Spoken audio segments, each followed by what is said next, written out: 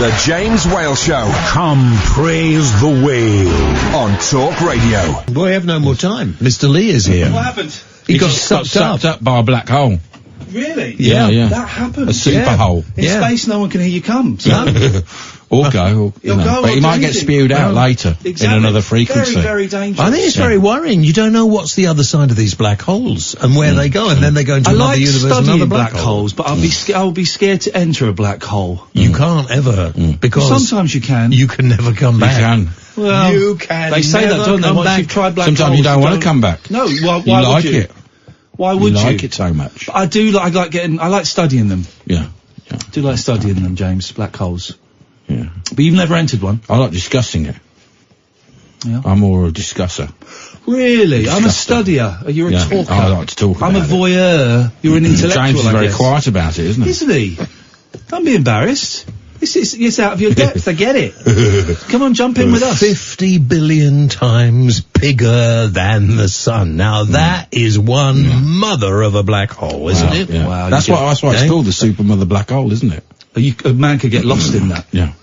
A man could just get... to boldly go. Well, that's what I'm going to go away from the programme. Is it true that you dehydrate? I heard you dehydrate. You go into a black hole and you get sucked dry, and you just kind of turn into dust. Everything gets destroyed once it goes in. I suppose you would be to baldly go where no man has gone before. He's got no hair on his head. We've got dear. No. He's a man of slap. Ian Lee is next. You can't say slap tomorrow at 7. A man of slap. Thank you very much. Don't say it. The Late Night Alternative with Iain Lee. On Talk Radio. We have ways of making you talk. He's stuck in the Hoover. Ooga zaga, ooga zaga, ooga zaga, ooga zaga, ooga zaga, ooga zaga, ooga zaga, ooga zaga.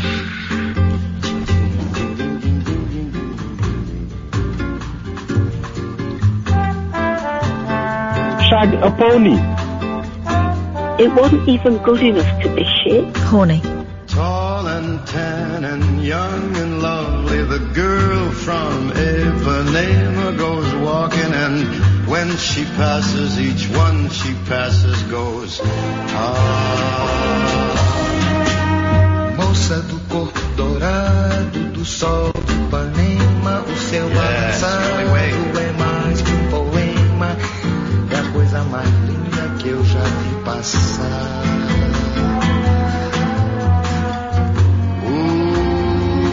But I watch her so sadly.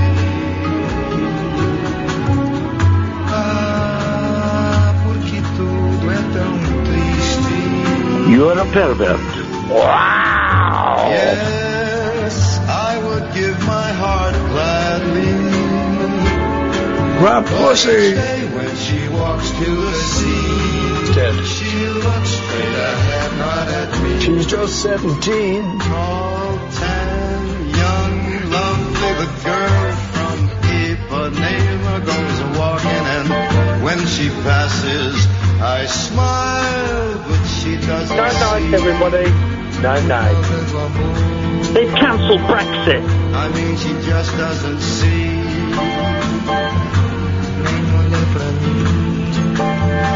Does he say Ipanema wrong in that? I don't want to question Frank Sinatra, mainly because he's dead and he will be unable to respond, but he says Ipanema. Yeah, all right, let's applaud the guy. He's all blue eyes. And then he sparks up a fact. Good evening, dear listener. This is the Late Night Alternative with me, Iain Lee, on Talk Radio. Kath is away. And you know the saying, when the cat's away, the mice are going to be running all over the shop. I haven't done a solo show in I was doing the maths, and it's I don't know, 2 years or something. So I'm feeling a little bit rusty, little bit, what's going to happen? I have no idea. So, what I'm hoping is, dear listener, this evening, is that you have the decency to support an elderly man as he sits and probably has some form of nervous breakdown on the wireless. Not a proper nervous breakdown like last time. A fun one. You can give me a call about absolutely anything you want. 0344 499 1000. 0344 499 1000. You'll speak to Hayley. She will take your name and number, and she will give you a call back. You don't even have to tell her what you want to talk about. You can come on and talk about anything. I tell you, I don't want to get all heavy. But this, I don't want to get heavy. We're gonna have fun and we're gonna mess around and do like crazy shit. Sorry for the bad language, but that's the only way I could think of describing it. We're gonna do crazy stuff, fun stuff. I promise you that. But I have been really confused by the number of primarily middle-aged men. And I know some of the a-holes that work at this station as well, but primarily middle-aged men who think it's acceptable to attack a 16-year-old girl for having an opinion. Do you know what I mean? The whole Greta Thunberg, is that how you say her last name? I've never said it out loud. Let's say Greta Thunberg until someone corrects me. I'm happy to be corrected. That's kind of my vibe here. How the number of, and it is primarily middle-aged men. I know Julia Hartley-Brewer was doing it this morning on her hate fest. But what, I don't understand. We're going to read some comments out in a bit that have been tweeted, in response to a BBC News story. So she's going to a conference that's like, about climate change and stuff like that, and everybody has flown out there on supersonic jets and private jets and all of that, and she's decided to go on what I think is as carbon neutral a vehicle as possibly you can get, right? As you can get. It's like some boat, like some weird little tiny boat thing. So she's decided to go on this boat, and it's going to take her 2 weeks to get there. Is it in New York? You can tell how badly I've researched this story. It's not about research, it's about feeling, and it's about being nice, and it's about just, not being a dick. So everyone's going on these jets and all of that. Okay. And it's about global warming and saving the earth. Mark, I'll be with you in a second. And she's gone on a boat that I think is pretty carbon neutral. Again, I'm happy to be corrected either way, but it's as pretty carbon neutral as you can get, right? And it's going to take her 2 weeks. And so, why would anybody want to have a go at her? What? That's the first question, right? And I know that a lot of you are kind of liberal, lefty centrists, as I am. So I suspect we're not going to get but every now and then we throw, a maggot on the end of a hook, throw it into the canal, and we get a Tommy Robinson supporter listening to this show. A Tommy Robinson supporter. It's because they're too thick to know how to turn over to LBC. That's all it is. They don't know how to work radios, right? So, if anyone could explain to me why anybody would want to have a go at Greta Thunberg, a 16-year-old girl. Why anyone would want to have a go at a 16-year-old girl. And why anybody would want to do it on social media. It's kind of one thing doing it in the privacy of your home and saying, to your thick wife, because you're a thick man generally, saying to your thick wife, Greta Thunberg's a dick. Right? That's one thing saying that privately in the privacy of your own thick house, right? But to then go, I'm going to tell everybody that, my phone, and to then go and get your phone out or your lappy and to tweet it, to tweet it into the public domain and to let everybody know that you hate a 16-year-old girl. I don't get it, right? And here's the thing as well that means that, forget what her politics are to one side. I don't get going on and attacking a 16-year-old girl. Now, if she was a 16-year-old jihadist, if she was a 16-year-old teaching the kids of the world how to make bombs to kill their parents, then in that case, yes.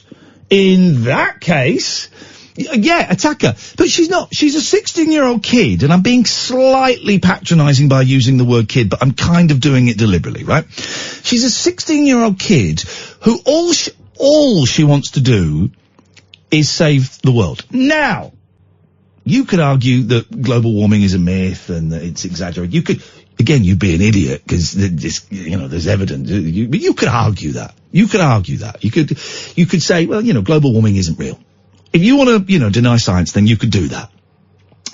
But then why would that make you hate someone who you think is wrong scientifically, but all they're trying to do is do like a nice thing? I don't get it. I don't get it. And I've seen some of the tweets today, and I ended up not arguing with this guy called Simon because he was too much of an idiot to argue. He didn't have the brain cell to argue, but he started attacking her, and I just said, why are you doing that? She's a 16-year-old kid, and you're a grown man. What, are you getting off on that? Is that turning you on? Is that a power thing? Why would you do it? I see 16-year-olds doing stuff that I don't agree with and you know, think is silly, but I'm going to go online and slag them off. It's weird, isn't it? If you've done it, oh man, I'd love to speak to you. Can I put a theory out? Can I put a theory out that is going to get... Okay, I'm going to see my theory about the people, the men, primarily men, although there are certain exceptions, including some gobshites that work at this station. My theory is that the men online, and this is just a theory, I don't know it for sure, the men online who are attacking or belittling or being rude about Greta Thunberg, a 16-year-old girl who just wants to save the planet, my theory is they voted Brexit. I'm putting it out there. I don't know. Hey, if you attacked her and you voted Remain, I'd love to hear from you. It's just my theory. I'm not saying all Brexiteers, all people who voted Leave. I'm not saying all people who voted Leave hate Greta Thunberg. I'm not saying that. I'm just saying, this is my theory. I don't know that all people who hate Greta Thunberg voted Leave. That's just my theory. 0344 499 1000. You can call in about that and we'll read out some of the tweets. You can call in about anything you want, to be honest. I really don't mind. Good evening, Mark. Good evening, Ian. How are you doing? Do you know what, Mark? I have actually had a really, really positive day. I'm feeling good. I'm feeling alive. I'm arguing. No, I'm not. Someone. Mm-hmm. Let me tread carefully because I don't want to. Okay. Someone is trying to get me riled up, right? Oh, what, on Twitter? No. This is a real person, a real human being in my life. Oh dear. Is trying to get me riled up. And in the past, I would have got riled up and I would have argued with this person. Mm-hmm. I'm not arguing with them. I'm ignoring them. I've stated my case several times very firmly, but politely. And now I'm ignoring I can hear, if I listen carefully or check my WhatsApp, I can hear toys being just tossed out of a pram, right? Just tossed out of a pram. And I'm just ignoring it. I'm just ignoring it. And it's tough. It's new for me, but God damn it, I'm doing my best. So I'm all right. You seem calmer in recent weeks, Ian. Yeah, just because I have almost zero shame in my body. Yes. I'm free of shame, Mark. Well, actually, Shame and I parted company many years ago. How did you do it? Not giving a shit. Sorry. But then, okay, but then that's because I'm reading this brilliant, the Subtle Art of Not Giving an F, right? Yeah. Which is a great book. But it sounds easier than it is. So how did you stop giving an S? I had a bit of a tragedy sort of 20 years ago, losing my mum, and then realising that life shouldn't be taken so serious, and I've always sort of been calm since then, really. Good. It makes a difference, doesn't it? Well, it makes you realise you've got to appreciate every day and just the whole living experience, and it's good. But that's not what I phoned about. Go on, I wanted to ask you about something else. Yeah, go on. You got me excited on Monday because you're going to talk about Mars. And then I don't think you mentioned it in the end. Well, this is, I need Catherine here, right? Because I have this theory, for those who are new to the show, I have a theory that many millions, maybe billions of years ago, human beings lived on Mars and there was some disaster. Maybe it was a war, maybe it was an ecological disaster, but some of us managed to escape from Mars to Earth and restart life. And Catherine's argument is, well, hang on, I'm from Manchester. Why haven't we got the bloody technology then? Why haven't we got it? And I have learned that before the Roman Empire, there was a race of people before the Roman Empire, and they were very, very advanced. I'm trying to find what the name of them were. I can't think what they were called. But anyway, they were very advanced technology. The Babylonians? The what, eh? The The Babylonians? It wasn't the Babylonians. I think it begins with an E. Right, okay. And I've just typed in the race of people before the Roman Empire. I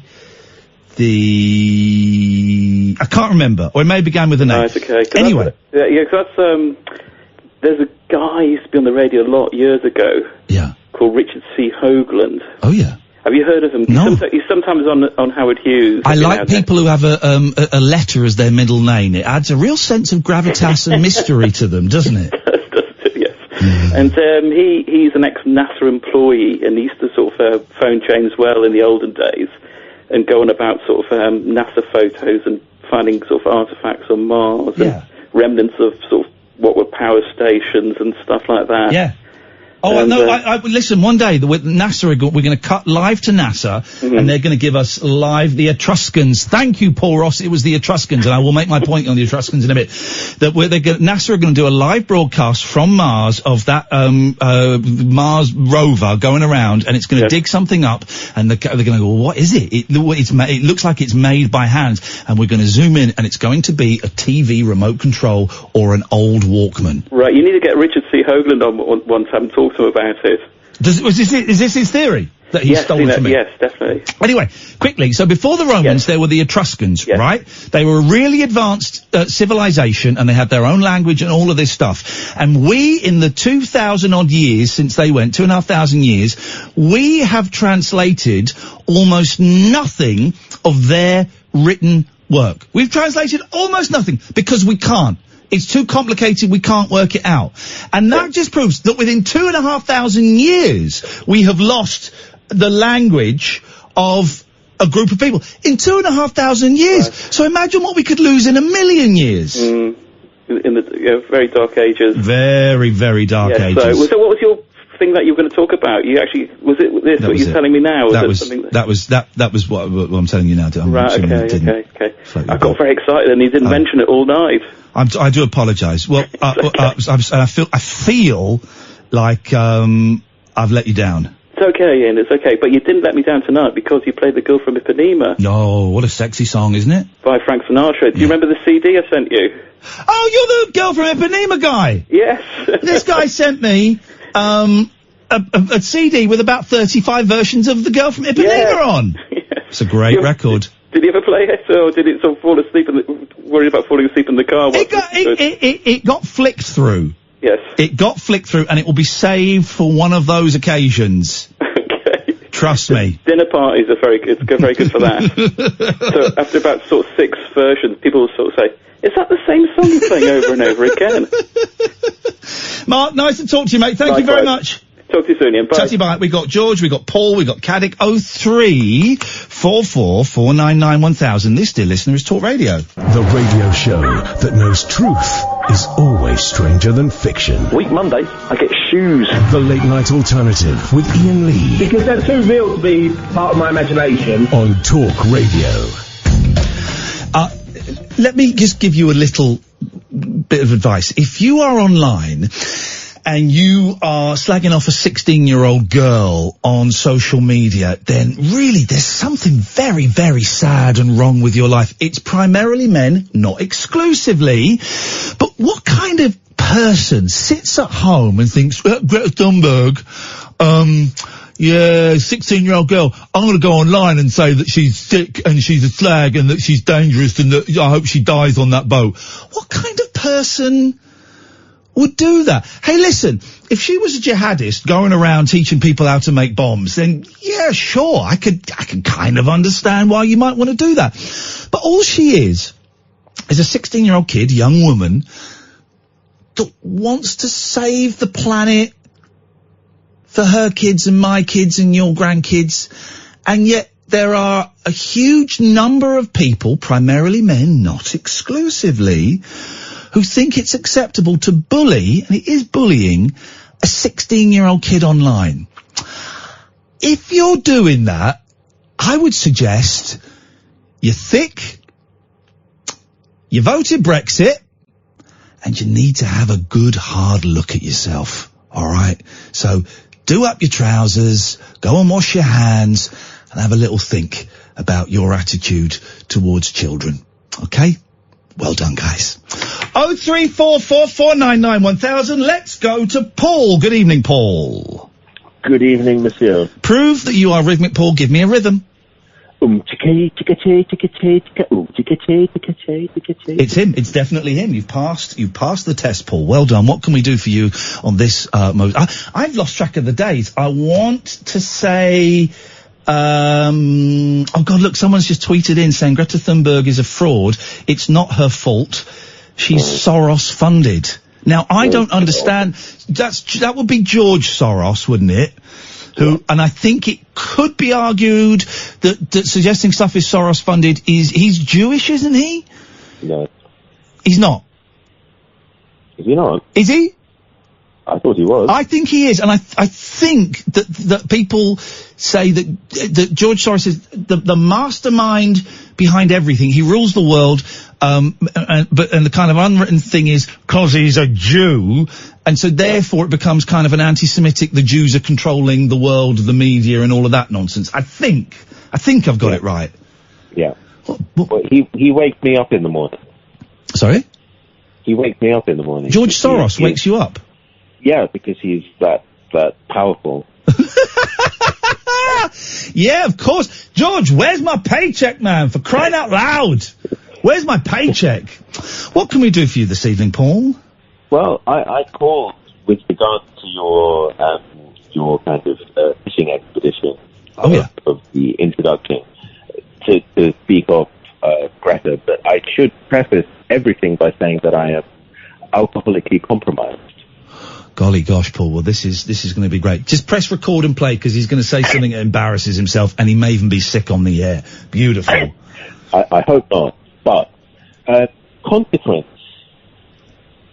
All of these people are able to say these things in this way because there is no consequence. Yep. And I further that to the legal action that was placed against Boris Johnson, the current Prime Minister, which today was batted out of court, saying that it was not in public interest whether or not he lied. Okay, this was the court case. What was it that he was accused of lying about? Was it the 350 million quid thing? Exactly so. Right, okay. Well, there's no consequence. Here's the thing, right? I could say pretty much anything untrue, as long as it wasn't libelous, right? As long as I didn't say, well, do you know what, actually? The rules are slightly different for me, but it turns out you can say that such and such are paedophiles now. I mean, I love how Donald Trump, who was also friends with Jeffrey Epstein, is pretty much saying that Bill Clinton is a paedophile. Now, Bill Clinton did hang out with Jeffrey Epstein. He may be a dodgepot as well.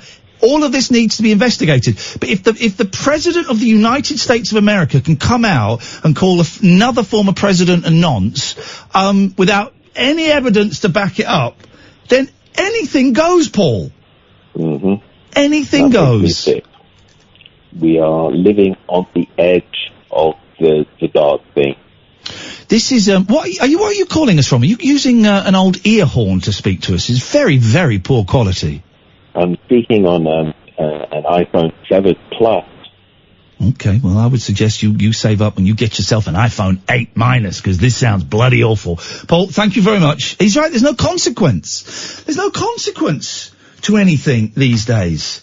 You can say kind of what you want, particularly online, particularly if you're doing it anonymously and you haven't got your own picture up there. You can do it.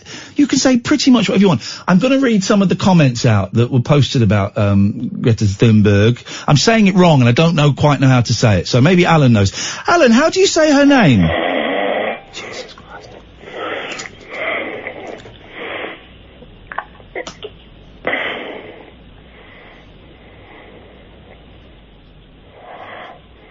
Yeah, Alan? Hello? What? Hello? Hi, boss. Hello? What happened there? Sorry, boss, I missed my cue. You were snoring. No, I wasn't snoring. Yes, you were snoring. I had my eyes open. We all heard you snoring. For 5 seconds. Yeah, that's a snore. Well, I just snored for 5 minutes. But I don't... You were snoring. Even though my eyes were open. People, I sleep with my eyes open. Oh, that's weird. Yeah, sexy. Not sexy. Not completely open, but they're open, like there's like a sort of slit open, and it's normally my eyes have rolled back, so it's the white of my eyes that you can see. Like The Undertaker. Like, what? The Undertaker does that. Did he? Yeah. Okay, well, that's not who I'm modelling it on, but that's, yeah, like The Undertaker. Why the hell not? What have you got for us, Alan? Well, I've been having a theory. Having a what? A feeling? A theory. A theory? Because relating back to horror films, what was the most scariest horror film you've ever seen? Oh, whatever? Yeah. Okay. The one I still have nightmares about the most, even though it's not very scary, is Halloween 3. Yeah. I still have nightmares about Halloween 3. It's not a great film, but it's, 5 more days to Halloween. I still have nightmares about that. But the scariest... What was your scariest, Alan? Mine would be the Blair Witch Project. Oh, shut up. That was rubbish. It was so scary, it was so bad. What? It was so bad, it was so scary. Okay, let's choose those. Which of these is like, now which door are you going to walk through? Gosh, okay. I thought Blair Witch was rubbish. How they managed to get away with a sequel, it's totally beyond me. They've made like 4 or 5 Blair Witches, haven't they? Yeah, but the first one, it was so second-hand rate filming from a camcorder. It's like everything I've seen on You've Been Framed. Yeah. I don't know the scariest. I mean, I guess, I'll tell you the scariest film, right? This is the scariest film. And it wouldn't be scary if I watched it now, but I watched it as a kid, right? I watched it when we would have been about 1982, so I was about 9. God knows what my mum was doing letting me, watch this horrible, horrible film, right? So it's this film where it's a trilogy. Is it Star Wars? No, it's not Star Wars, and it's not a trilogy. I take that back. It's, I can't remember the word when it's like 3, an anthology. It's an anthology, right? So there's 3 little stories in there. First one is boring. It's about this guy that buys an old Rolls Royce, and it takes him back to the 1920s, right? Yeah. Boring. Second one was a little bit freakier. I can't really remember what happened, but it's got like vampires and stuff in it. Yeah. The third part, it's a woman. She lives on like this sort of by the cliffs, on a cliff, right? Yeah. And her little 5-year-old boy dies. Oh no. Yeah. She's really upset about this. So she does a black magic spell to bring the 5-year-old boy back to life. Yeah. Right. And the boy comes back to life. And he knocks on the door. And she opens it. And there's her little boy. But half of his face is like all mouldy because he's been dead for a bit. Oh my God. And then he comes in. And then he tries to kill his mother. And he says, Bobby didn't want to come back. Oh boy. And I saw that at like 8 years old, man. And it was just the most terrifying thing I've ever seen in my life. Oh my God. Bobby didn't want to come back. Well, where was Ken? Sorry? You said Bobby didn't want to come back. Where was Ken? Bobby, you absolute pudding, for crying out loud. 0344 499 1000. This, dear listener, is the Late Night Alternative. I'm flying solo. It's just me, Iain Lee, on Talk Radio. The Late Night Alternative with Iain Lee. On air and off the leash. On Talk Radio. 0344 499 1000 is the telephone number. If you want to give us a call, you'd be very, very welcome. Let me just find the Greta Thunberg story on the BBC tweeted. And then we'll read some of the comments. Here we go. It's here. Right. Here we go. So let's just read some of the comments, down the bottom to see how low we've sunk as a species. Okay? Let's just do that and see how lousy we are as humans. It's about 16-year-old Greta Thunberg departs Plymouth, on a solar-powered racing yacht bound for a climate conference in New York. 16-year-old kid. That's it, right? So let's just see if you say, Why do the left, from communism and fascism, always use kids as cannon fodder for their political agenda and ideology? Looks like she's not wearing a life jacket, says Ben Sutherland. That's a good sign. Nice to make jokes about kids dying there. Nice guy. David Devlin says, when I was 16, I spent my summer holiday working in a shop and boozing with mates. Good times. Unlike this rubbish. Wolfgang Kitzler says she won't be moaning about climate change if they get into difficulties and need to be rescued by helicopters full of diesel and other fossil-fueled vessels, though.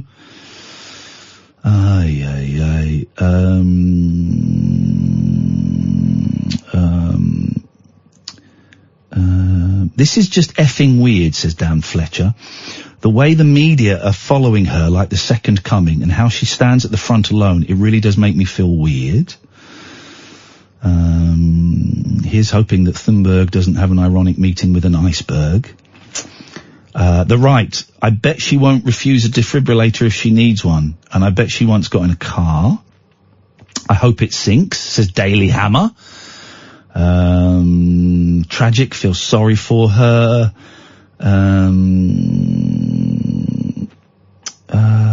It's weird, isn't it? It's really weird. I mean, if you disagree with her politics, why would you want to have a go at her like that? I just think that as a society we're a bunch of scumbags, and someone should drop a nuclear bomb on all of us and wipe us out. And let's begin again. Now, he's seen through my cunning plan of not giving him much time at the end of the show, so he's called up at the start of the show. And because there are no other callers, I've got no other choice but to go to George. Good evening, George. Good evening, Napoleon. As you're going solo, yes, I think you should Ilya Kuryakin. Name yourself Napoleon. Yes. What do you think? I think I'm going to go with Ilya Kuryakin. Are you? Yeah. It's a very niche conversation we're having, guys. Not many people, no one here working here remembers the bloody man from U.N.C.L.E. You were the first couple of nights ago, you were talking about horror films, yes, and I wanted to participate in that. I've never seen a horror film. Shut the front door, George. You've never seen a horror film? You don't know what you're missing. No, I remember as a young kid, a series on BBC television, yes, called Little Red Monkey. Huh? That was scary. And do you ever hear of it? I've never heard of Little Red Monkey, George. Thank Christ. No. It was. You always sound surprised and slightly offended when I say no to you, even if it's no. I don't remember a television program that you've just named. No, you wouldn't remember it because it was a long time ago. Why did you ask me? I asked you if you'd ever heard of it. Okay, well, if I'd heard of it, I would have to have remembered it to be able to recall it now. So my original point still stands. I want this to be a bit special, this call, actually. What's it the anniversary of? No, it's not an anniversary. Well, it probably is, but I can't think of what it would be. Let's make one up. Well, this is my first call as the Wandering Jew. It's the second one. No, the first one I was just announcing. You were just announcing you were going to be called the Wandering Jew, but now you weren't the Wandering Jew. You were. That was your introduction. Yes. What do they call it? My mind is playing absolute tricks on me. What do they call it when when you watch how Wolverine got to be Wolverine? Origin story. Right. Yeah, that was your origin story, and now this is the first movie in the franchise proper. Yeah, and I have it in mind to do... Bore the arse off us, huh? No, why do you say that? That's one of my wonders. I wonder why you're so negative towards me, Ian. It's quite boring, that's all. Sorry? Your calls are quite boring, that's all. Boring, and I'm trying to... I'm trying to share a vision of a lovely future. What is boring about the fact that you do it every single bloody phone call, George.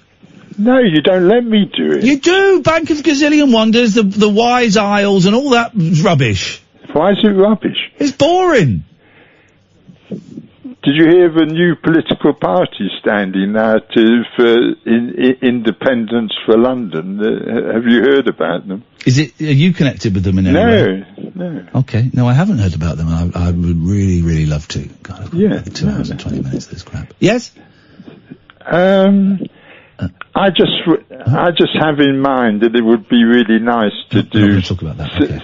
7 conversations from the Wandering Jews, sort of 7 wonders together with you, and it could be special. No, 7 conversations.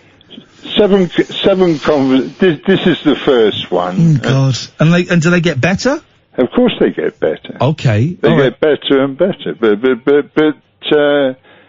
I mean, it's interesting to me. You were talking the other week to some guy about Stonehenge and 150 metres. Richard, somebody, was it? Can you remember? I've got no idea. You've got no idea? No, I don't remember the callers. I very rarely remember the call. It wasn't a caller, it was a guest. Richard, someone was talking about Stonehenge and then thinking it had been made up of giants' bones and stuff, and you can't remember any of that? Anyone know? I don't remember it. I don't remember the show once I've done it. Really? Yes. And you were saying to him how open-minded you were, and you're not open-minded at all. I'm very open-minded. I'm not open-minded to you repeating yourself again and again and again, but I'm open-minded, yes. But not to me, and not to the experiences that I had. No, I have. But the thing is, here's the thing. I am very open-minded because you're on now talking about it, right? But you just say the same thing over and over again. I'm not open-minded to 7 conversations with the Wandering Jew. Yeah, but I'm just wondering why you're so negative towards me, Ian. Because I've just told you because you don't. I'll tell you again because you don't listen. You don't listen. I do listen. I listen all the time to you doing the same phone call every single time. You don't listen. I've linked myself to a biblical prophecy, and it's a wonderful prophecy, and I really do. It's a Bank of a Gazillion Wonders, and it's nothing to do with the Bank of a Gazillion Wonders. Okay, well then tell me what it is. The prophecy is John's Gospel, chapter 16, verse 13. Just tell me what it is, please. I am linking myself to a biblical prophecy. Tell me what the prophecy is. It says, when he, the Spirit of truth, is come, he will guide you into all truth. For he shall not speak of himself, but that which he hears, that shall he speak, and he will show you things to come. Right, so what does that mean? What is the prophecy? Tell me what that means. I don't understand it. It's a prophecy in John's Gospel, which is the only Gospel in which Jesus isn't a I don't want any more background. I want you to tell me what the prophecy is in modern English that's easy for an idiot like me to understand. Prophecy is of someone, an actor, who is going to play the part of the Spirit of truth and guide people into all truth and show them things to come. And that's you, is it? I suppose it could well be me, Ian. And it's not a small thing to say, but someone is definitely going to play that part, and I maybe Russell Brand would play the part. Okay, well, here we go. All right. Well, that's great, George. So another 6 of these to go, huh? Yeah. Literally cannot wait. This is Talk Radio. The radio show where the owls are not what they seem. Do you or have you ever watched Twin Peaks? The Late Night Alternative with Iain Lee. We could be dreaming and meeting each other in our dreams. On Talk Radio. I just need to make a quick phone call. I do apologise. Bear with me. Hi. Hello, is that Peter Heater? That is correct. You're speaking to the man. How are you? I'm fine. This is Iain Lee. And it's not, listen, you're on the air, so you just watch your mouth, you lanky magician. Oh, I straight to that. Brilliant. It's, this is Pete Heat, magician, friend of the show. We're calling, and listen, Pete, I'm not calling you at 15 minutes later than we said, because I forgot. I'm not. You're not doing that. It was just very busy start of the show, and I couldn't cut off my callers to get to you. No, and it was a riveting call, wasn't it, the last one? How you doing, man? Your voice sounds absolutely shagged. Yeah, it's fine because it is, yeah. I am very well, so I've been doing a show every day for the last, what seems like a year, but I don't know, couple of weeks, I guess. And, so yeah, my voice is ruined, but it's great. It's very fun. So for those who don't know, Pete, most of you will have heard Pete come in the studio before. He's a brilliant magician. He's about 6'7", and I love magic, and he's definitely up there in my top 20 magicians that I've had on my show. And you are at the Edinburgh Fringe Festival. This isn't your first Edinburgh, is it? It's not my first Edinburgh, no. I did a couple. I did 2012 and 2013, and then I had a big break from it because I was having babies and being married and all that sort of thing. And now I'm back, baby. Let's get the plugs in now, and we're going to get the plugs in at the end. What is the show called, and where and when is it? Okay, the show is called Massive Wizard. So it's called Pete Heat, Massive Wizard, because I am massive, 6'7". That's true. And it is at 8:45 every night, except tonight because it's my night off. But you would have missed it anyway. Yeah. And it's at the Gilded Balloon Patterhouse, which is at 3 Chambers Street. And are people coming? Are you selling out? Oh, I'm not selling out yet, but that's because I'm in a bloody massive room. I'm in a 160-seater. Oh. Which is, I'd say, overambitious. But no, it's people are coming. Yeah, it's been like definitely good little crowds. But no, not sold out yet. But that may change. But you're getting people are turning up. People are turning up, and they're not booing. They are generally not booing. No, if anything, they appear to be even enjoying it sometimes. That's ridiculous. Did my friend Mike McCartney turn up? Oh, I'm not sure. If he did, then I don't think he said anything to me. He's coming in on Friday. He's a guest on the show on Friday. I'm going to question him. And if he didn't go to your show like he said he would on Twitter, I don't care who his brother is. He's getting kicked out of my studio, buddy. Actually, I've just realised it might. I've had one bad gig, which was on Sunday. Yeah.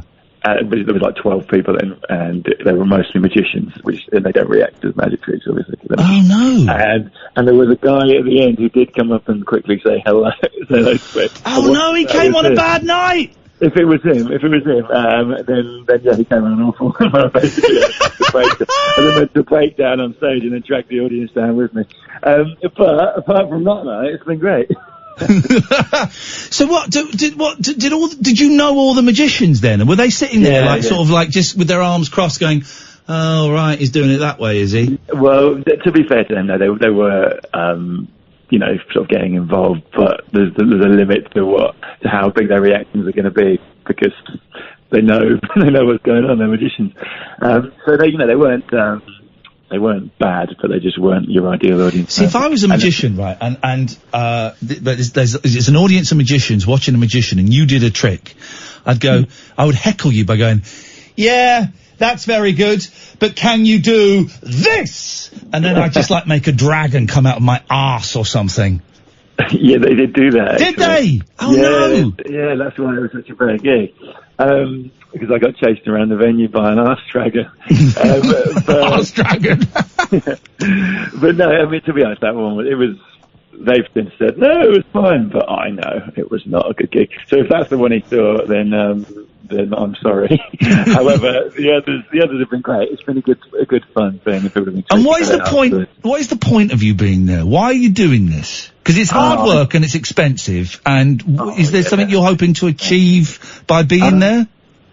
Well, like most performers, Ian, and I'm sure you probably include yourself in this, I can only get validation externally. Yes, yeah. Totally. So I need people to tell me I'm good. No, I'm hoping to boost my profile a bit, get some reviews, hopefully get people from, I don't know, TV companies and things coming to see me.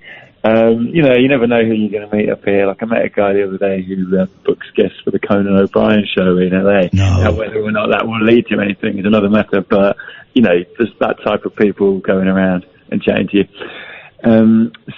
So, yeah, basically, it's just, and also I just enjoy doing it. I enjoy being on stage and doing comedy. And you enjoy spending thousands of pounds and being broke, of course. Oh, absolutely. I love it, yeah. And eating, like, solely potato-based food for any time. Have you had any reviews yet? No, I haven't yet. I did, so I've had, like, audience reviews, but they don't really count, because that's just... It's the Scotsman and the List. Are they still the ones? Yeah, they definitely haven't been in, but yeah, they're the big ones, the Scotsman particularly, yeah. But yeah, no one seems to want to come and review me, which is annoying. But it's been fun, it's been good. So like, it's a very silly, weird show. Like, as you see me on stage, right, with my weasels and my it's all quite surreal and weird. But basically, the sort of general concept of it is that I've got a time machine now. Oh, what? And yeah, so I've come back into my own past, which is for you, the present. Yeah.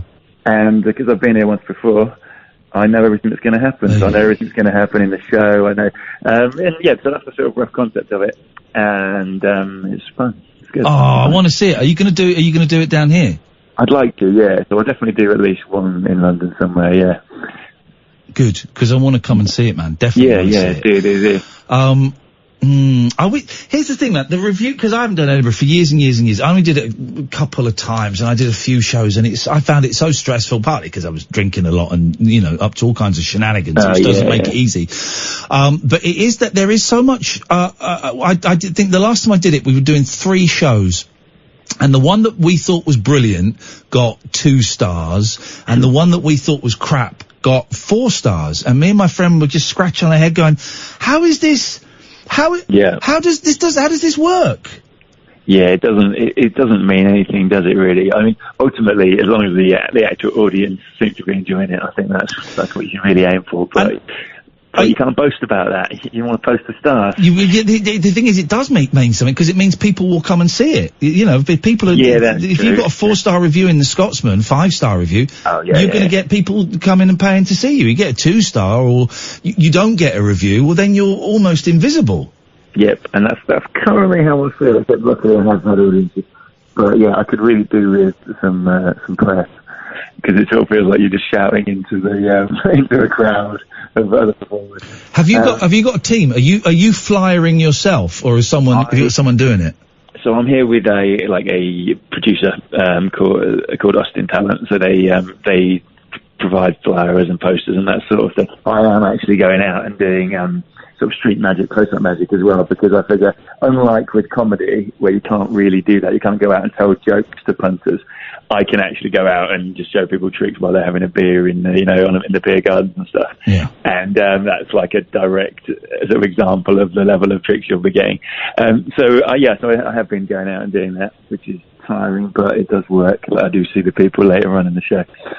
Oh, that's good. That's good. Yeah, so it works. And it is fun. The show is, I'm enjoying just doing quite a weird show. Like, there's a big element of it that is totally improvised every night as well, which is it's quite fun to have to think on your feet and just make it good and fresh and new every night. Can I ask you a question? Yes, Ian. But you know your magic bits, right? Yeah. How do you do that? I've often wondered, and I can't figure it out. So how do you do it? What it is, you gotta learn the spells. Right. Oh, it's spell based, is it? Your magic, right? It's largely spell based. Yeah. Okay. That's fair enough. Yeah. Well, good luck to you. Thank you. Should we do a trick over the radio? Can we? How long have we got, by the way? We've got about another 3 minutes. All right. Is that long enough? Sometimes I do tricks where I give you like a dictionary or an encyclopedia or something and get you to choose a word from it. Yeah. And I tell you what the word is, or I try to. Let's try that, but using the internet. Do you have like a phone, or a laptop or something where you can do a little bit of Googling? I have my computer in front of me, and we just installed Google on it. Yeah, there's Google. Got Google on it. Yeah. Okay, perfect. Can you go to Google? Yep. Fire it up. And you can, first of all, actually, you're going to Google this question. You're going to Google, how many articles are there on Wikipedia? How many articles are there on Wikipedia? Okay, I've got it. Okay, and click on I think the top one's something like wikicount.net or something, some site that gives you a live update. Yes, got it. So click on it if you haven't already. Yeah, clicked on it. Okay, and how many does it say? It's a big number with commas. It says 5,909,097. Perfect. And does it say how many words there are on an average article as well below that? Yeah, 1,079, the average of approximately 1,079 words per article. No way, so that's quite a lot, right? Yeah, those are big numbers. Ian, basically, I just want you to know that there's a lot of bloody words you could choose, which is good. So now, there's a little sort of magnifying glass. No, in fact, no, go to Wikipedia. There's something that says go to Wikipedia. It says visit Wikipedia. I'm on it. Click on that. I've gone to Wikipedia. Perfect. And then on the top right there's a little magnifying glass somewhere where you can search for a word. Yeah. Okay. So search for a random word that I couldn't possibly know you'd go for. Don't say anything. Just type. Okay. Yeah. Have you done that? Yes. Okay, right. Hold on, just think of that. Has it come up with an article? It has come up with an article, yes, and it's had some pictures. Oh, really? Okay. Hold on. So, Ian, think of that, whatever that is. Mine, by the way, you started thinking of one word and then you changed, is that right? I did start thinking of one word and then change. Yes, I did, yes. Okay, and think of that first word first. Let's start with that. That's something like, something with an F. So is it something like, actually, you know what? The second word actually sounds. I think the second word is a lot more interesting, isn't it? Let's go straight to that. It's something like feral or something you started to think of, but then you changed your mind. You went. I did start thinking of feral, and then I changed my mind. Perfect. But the actual word that you did say, that's weird. So the actual word that you did search for, if I guess this, is this something I can actually say on the radio? Yeah, you can, and I'll let you have a look at mine if you want. Okay, right. Okay, I'm going to say it. I think the word you're thinking of is something rude. It's something like bell end.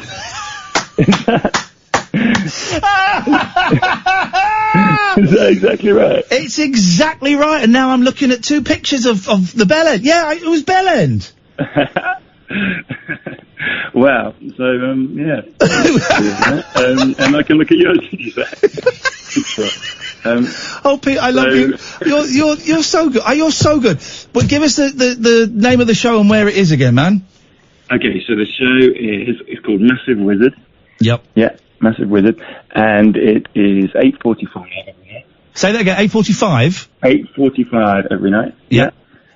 And it's Gilded Balloon Patterhouse. Beautiful. Hey, listen, man. Next time you're in London, come in and hang out with us, and I'll do my side of the bet.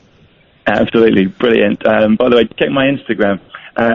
Which is at Pete Heat, by the way. Okay. Okay. But yes, definitely. It's been really nice talking to you. I love you, Pete. Nice one, man. Best luck. I hope you get some more. I hope you get some good reviews and some more punters. Thank you very much. Cheers, people listening, come and see me. Okay, bye. Thank you. There you go. Pete Heat. I love him. So how did he do that? At Pete Heat, if you're on Twitter. I'm going to check his Instagram. This is Talk Radio. The Late Night Alternative with Iain Lee on Talk Radio. We have ways of making you talk.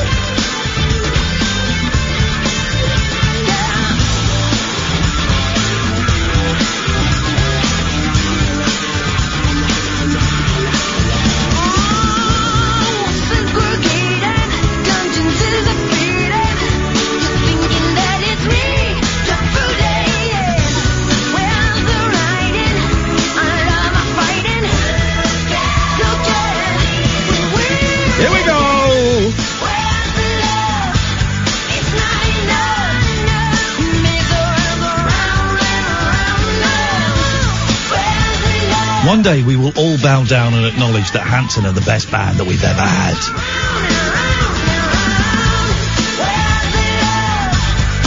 Hanson are better than the Rolling Stones. There you go. I've got more Hanson records than I've got Rolling Stones records. Add that to the playlist, Ray! And in response to your question, Hannah, no, we haven't got any plans to do any shows in Birmingham. I'm sorry.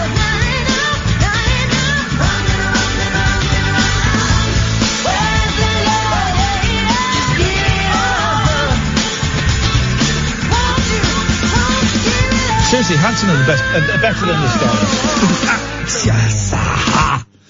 Stones. 03444991000. Let's go to Laura. Good evening, Laura.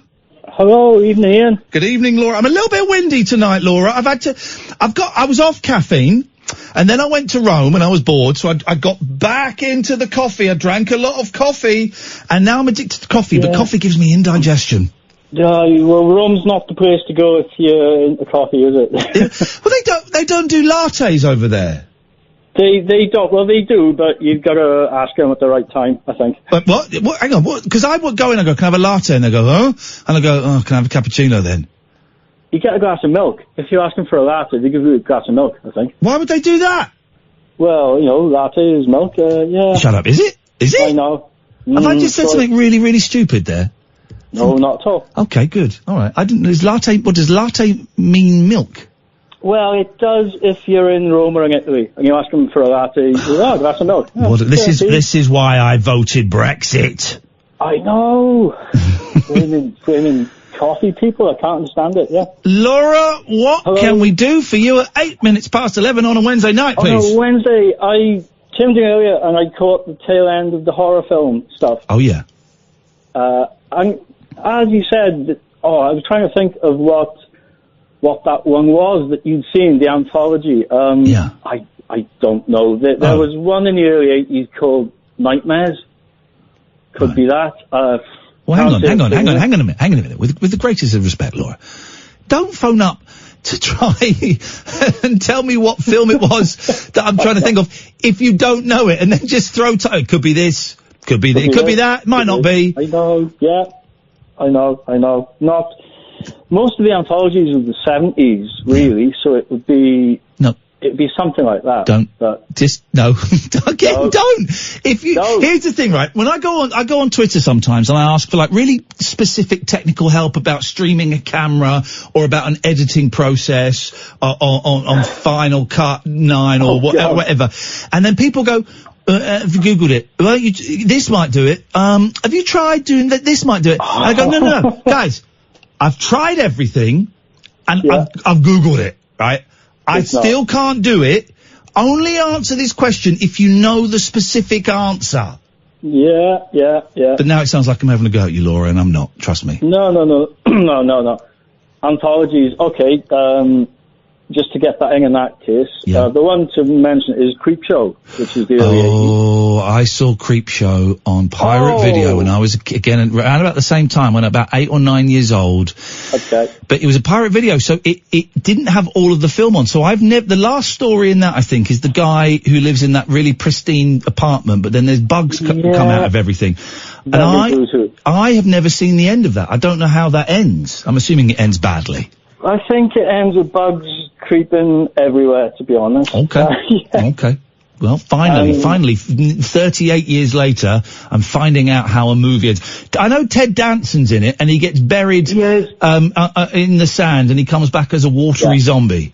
That's the one. That is right. That was terrifying. And of course, Stephen King is in it, because he wrote it. He wrote it, didn't he? Yeah. And he plays a hillbilly who finds a meteor. Oh, doesn't his hand turn green or something? Yeah, he turns into a plant, basically. Wow. Is it any good? Because I remember it at the time being the most terrifying thing in the world, and I've still not gone back to watch it again to see the ending of the film because I feel a little uncomfortable. I do have a strong feeling, though, that if I watched it now, it would be a bit pony. I think, especially now, 2019, it looks like 1982, and that doesn't help. Mind you, it does have Ed Harris dancing. Oh, really? There's one thinking back, there's one story which was like a family going to read a will, I think, and Ed Harris is in it, which is like, wow. I don't remember that bit. Yeah, no, great actor. And there is a scene where he's doing his disco stuff. Yeah.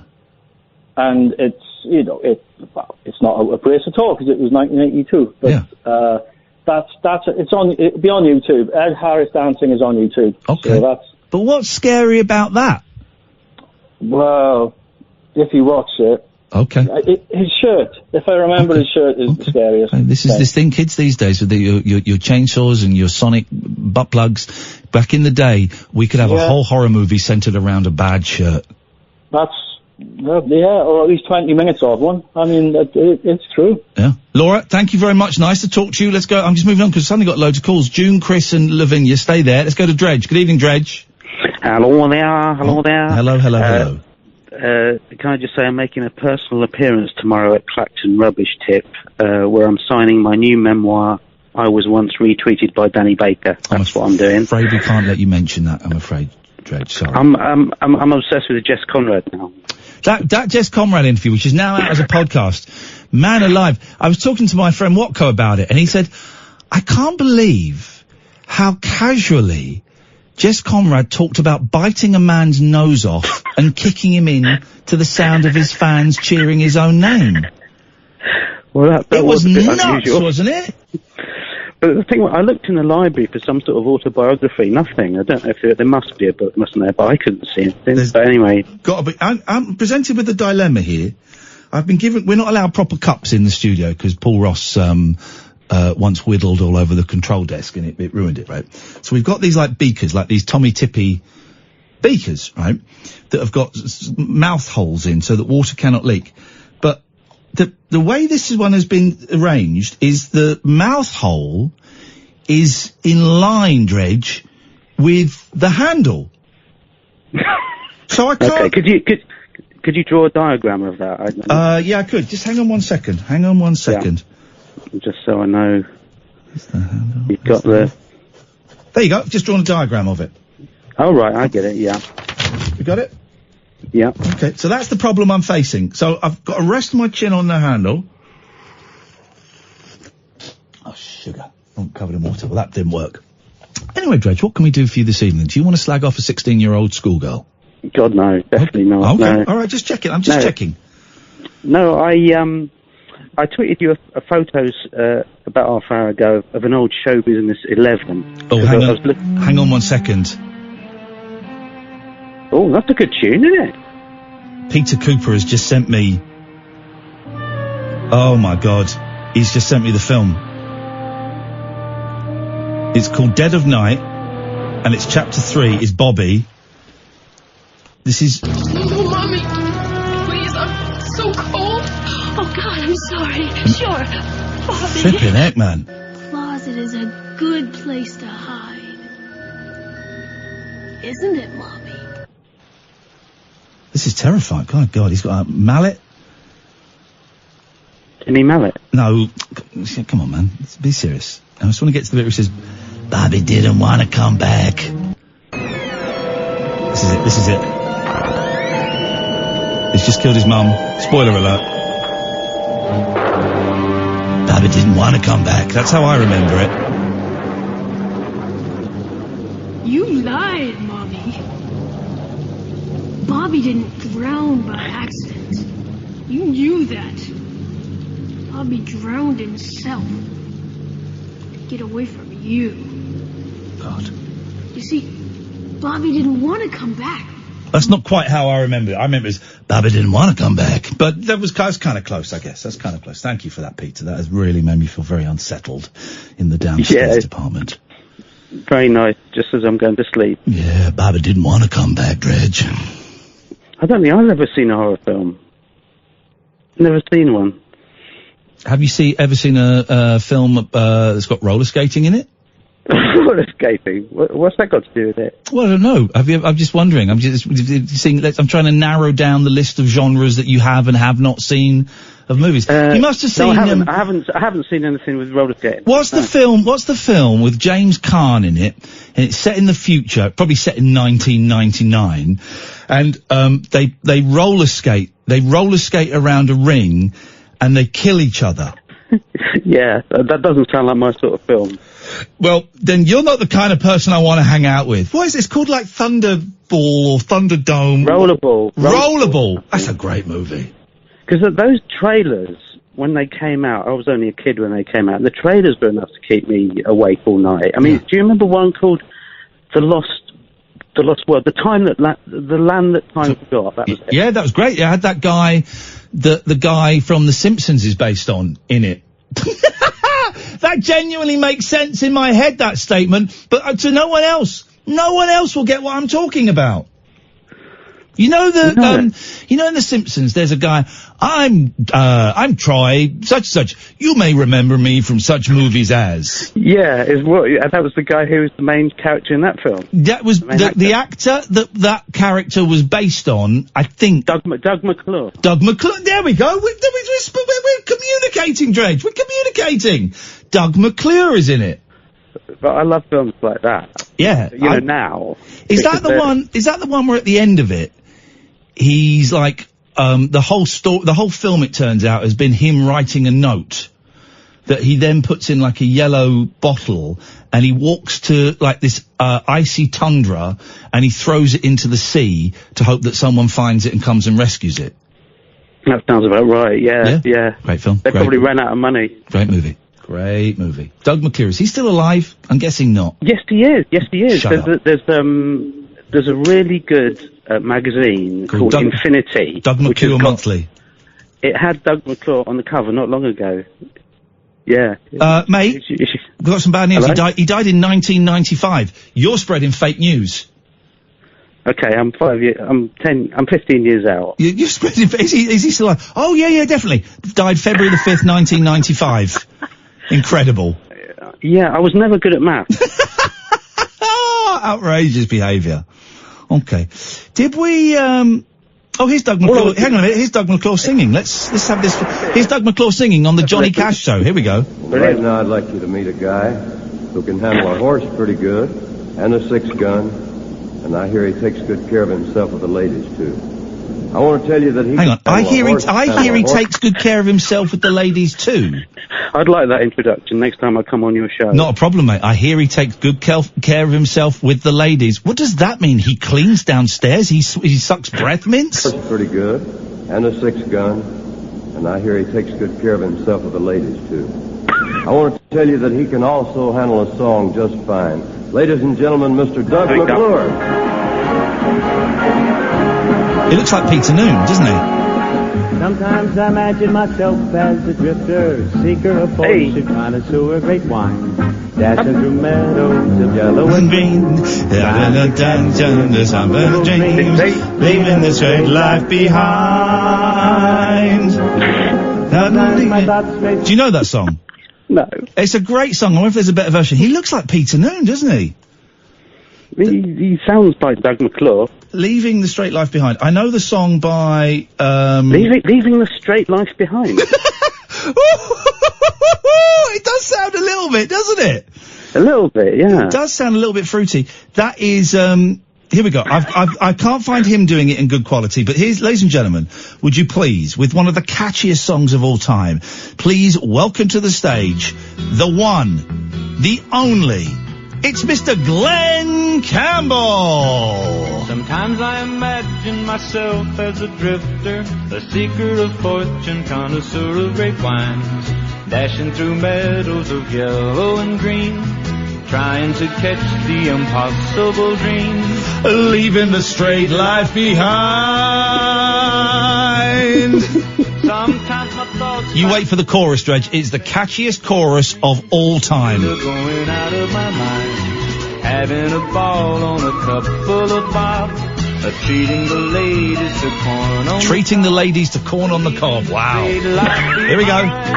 Listen to this chorus. Here we are. And suddenly all my silly thoughts disappear.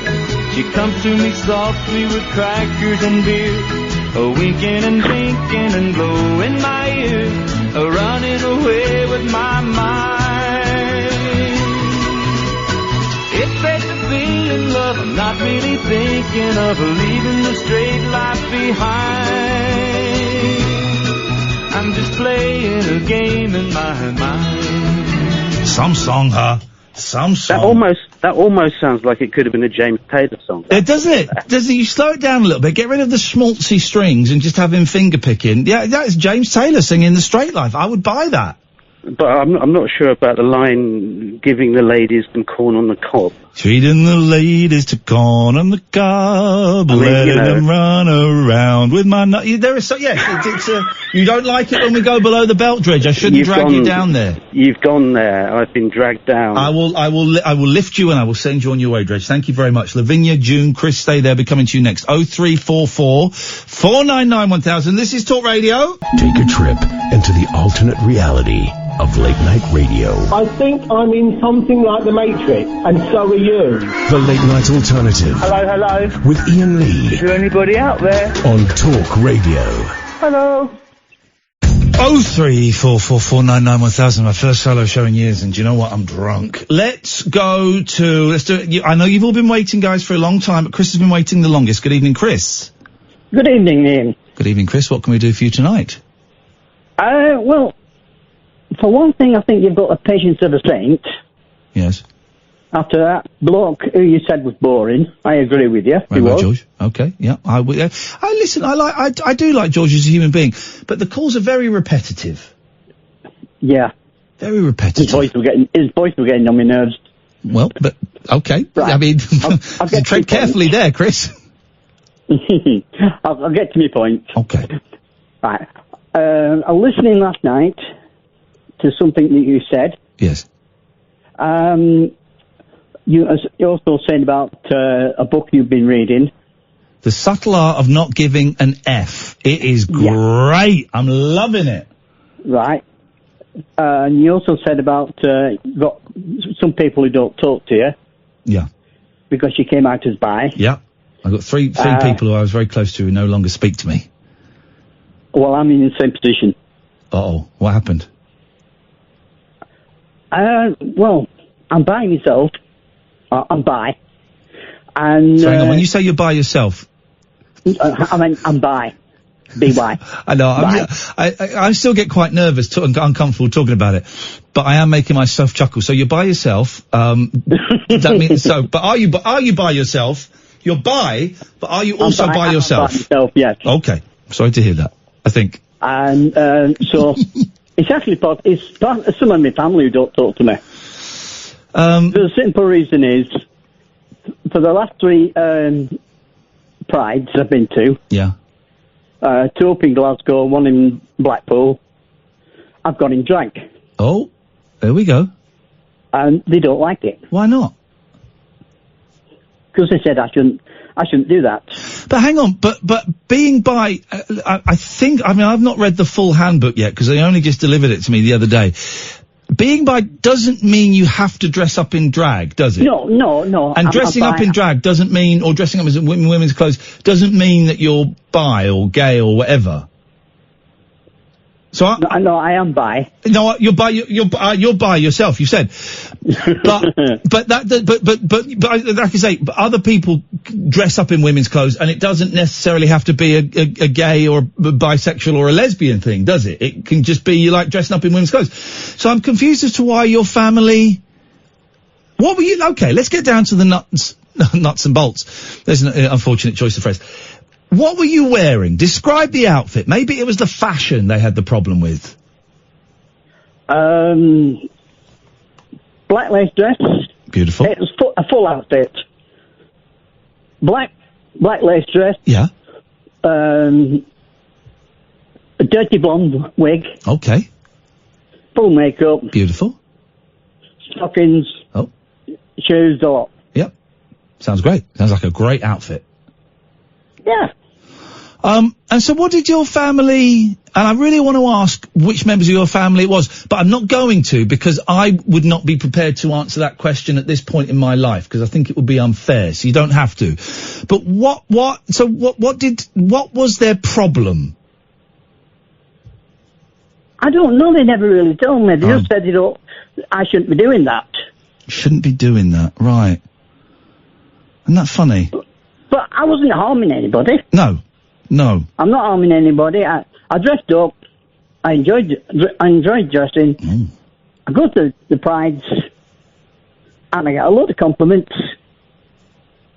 But they don't pinch me anymore. So like you said after reading that book, you were saying that you don't care now. I don't care about a lot of things. I am learning. This is all still very new to me. This happened it came out. That's not a phrase I particularly like, but like 4 or 5 weeks ago. So this is all still very, very new to me. I am learning to be less upset by. There's one person in particular I was really close to, and I just think, wow, gosh, okay, that has hit me a bit, but I am not as upset as I would have been, let's say, 6 months or a year ago. So that is progress. I am learning to accept that it's their problem, but it does, one of them in particular, it does hurt a lot because I was very close to them. Yeah. And there's literally radio silence now from them. Yeah. Not allowed round their house anymore. But after listening to what you were saying last night, yeah, it actually cheered me up. Oh. I actually felt a lot better for it. Oh. You see? Well, that's good. So I'm ringing up just to say thank you. Oh, nice one, man. Thank you, Chris. And it's a case of, I can't please everybody, so I'm just going to please myself. Here's the thing. It's all right to be selfish if it doesn't harm anyone else and it actually enriches your life. I was miserable by not really addressing an issue that has been an issue for me for 32 years, possibly longer, right? So by not addressing that about my sexuality and the fact that I've acted out with men and stuff, it was making me miserable.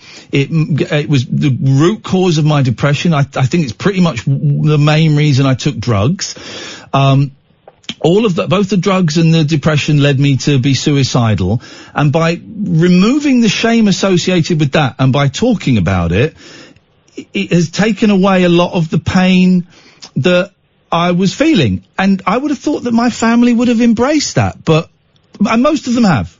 I don't really have much family, if I'm honest. There's another story.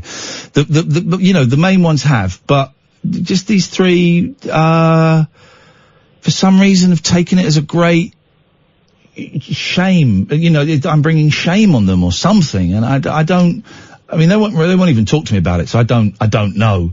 And I'm really disappointed. But there you go. That's their thing, man. That's their thing, and I'll cope with my thing. No problem. Hey, thanks, Chris. I appreciate you sharing that.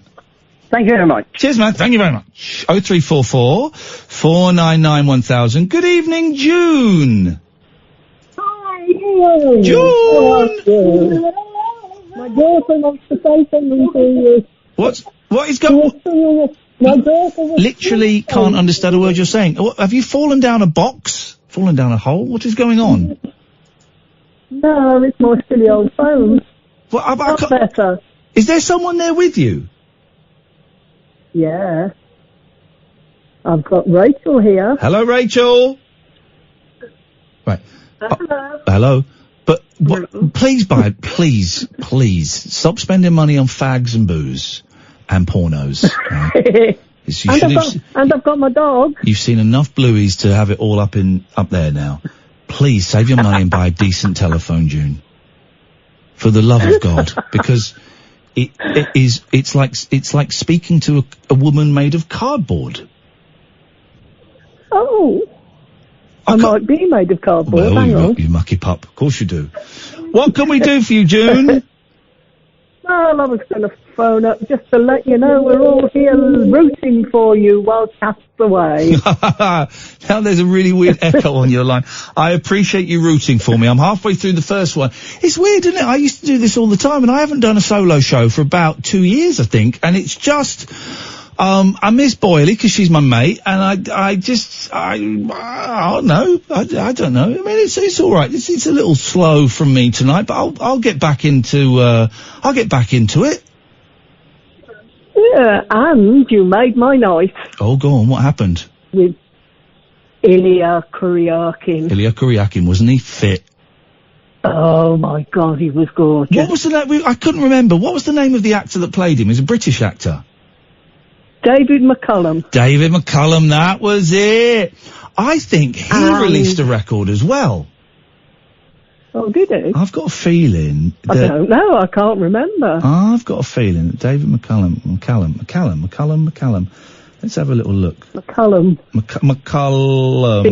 C-A-L-L-M. He was the Invisible Man as well, wasn't he? Yeah. We go. David McCullum. He's an NCIS... I'm sure he did a song. Here we go. Hang on a minute. David McCullum, The Edge. Let's have a little, I think this is a song. The Edge? The Edge. Let's have a little listen. Here we go. Ooh, yes, baby.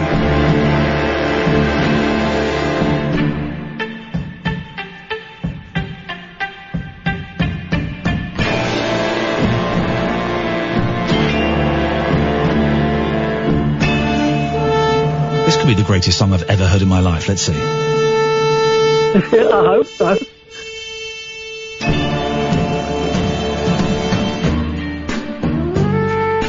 This is very sexy, June. It's like it sounds like I'll be somewhere. Isn't it? I wonder, is he going to sing now, or is it just this rubbish? Hang on, I'm going to jump forward. Boring instrumental, it doesn't count, David. It does not count, and it's McCallum, not McCullum. No. It's McCallum, is it, not McCullum? It's McCallum, not McCullum. Oh, well. And it's McCallum, not McCullum. And Robert Vaughan was Napoleon Solo. Yes, and their enemies were... Now, was it Smersh or Thrush? No, that's James Bond. Well, hang on, which one were the Man from U.N.C.L.E. bad guys then? Oh, I don't know, I can't remember. I think they were Thrush. It might be. That's nasty. Steady, might be Thrush. You get cream. It sorts itself out, June. Do you know what I mean? Sometimes it's worth it. Yeah, I know. Sometimes it's worth it, June. The cream and one pill will do it. There we go, June. Thank you very much indeed. There we go. So we're learning lots about June's downstairs. Let's go to Lavinia. Good evening, Lavinia. Good evening. Oh, the ladies, the single ladies. Oh, the ladies, single ladies. If you like it, then you should have put your ring on it. If you like it, then you should have put your ring on it. Yeah, all right. Well, what I'd like to say, Ian. Yes. I would like to talk about what it is. I don't know if you know the name. Quentin. Quentin Crisp. Yeah, and he was sort of known in the 70s, and I actually met him at a bus stop. Okay, yeah. And at the time I didn't know who he was at the time. The naked civil servant, wasn't he? Famous TV play about him, John Hurt, yeah. Yeah, and at the time I didn't know who he was, but both of us just sort of, what's the word actually, clicked at the bus stop. Yeah. Oh, blimey, neat. Anyway, yeah. Huh? Anyway, we was on the bus and he was telling me bits and pieces, and I was admiring his purple cashmere jumper. Thank God that ended like that. Yes. Yeah, and he was very articulate how he spoke. Yeah. I mean, he had makeup on, he had a hat with a feather in it. Beautiful. And he was so smart. Anyway, we was talking.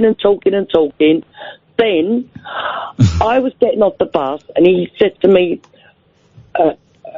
which way are you going?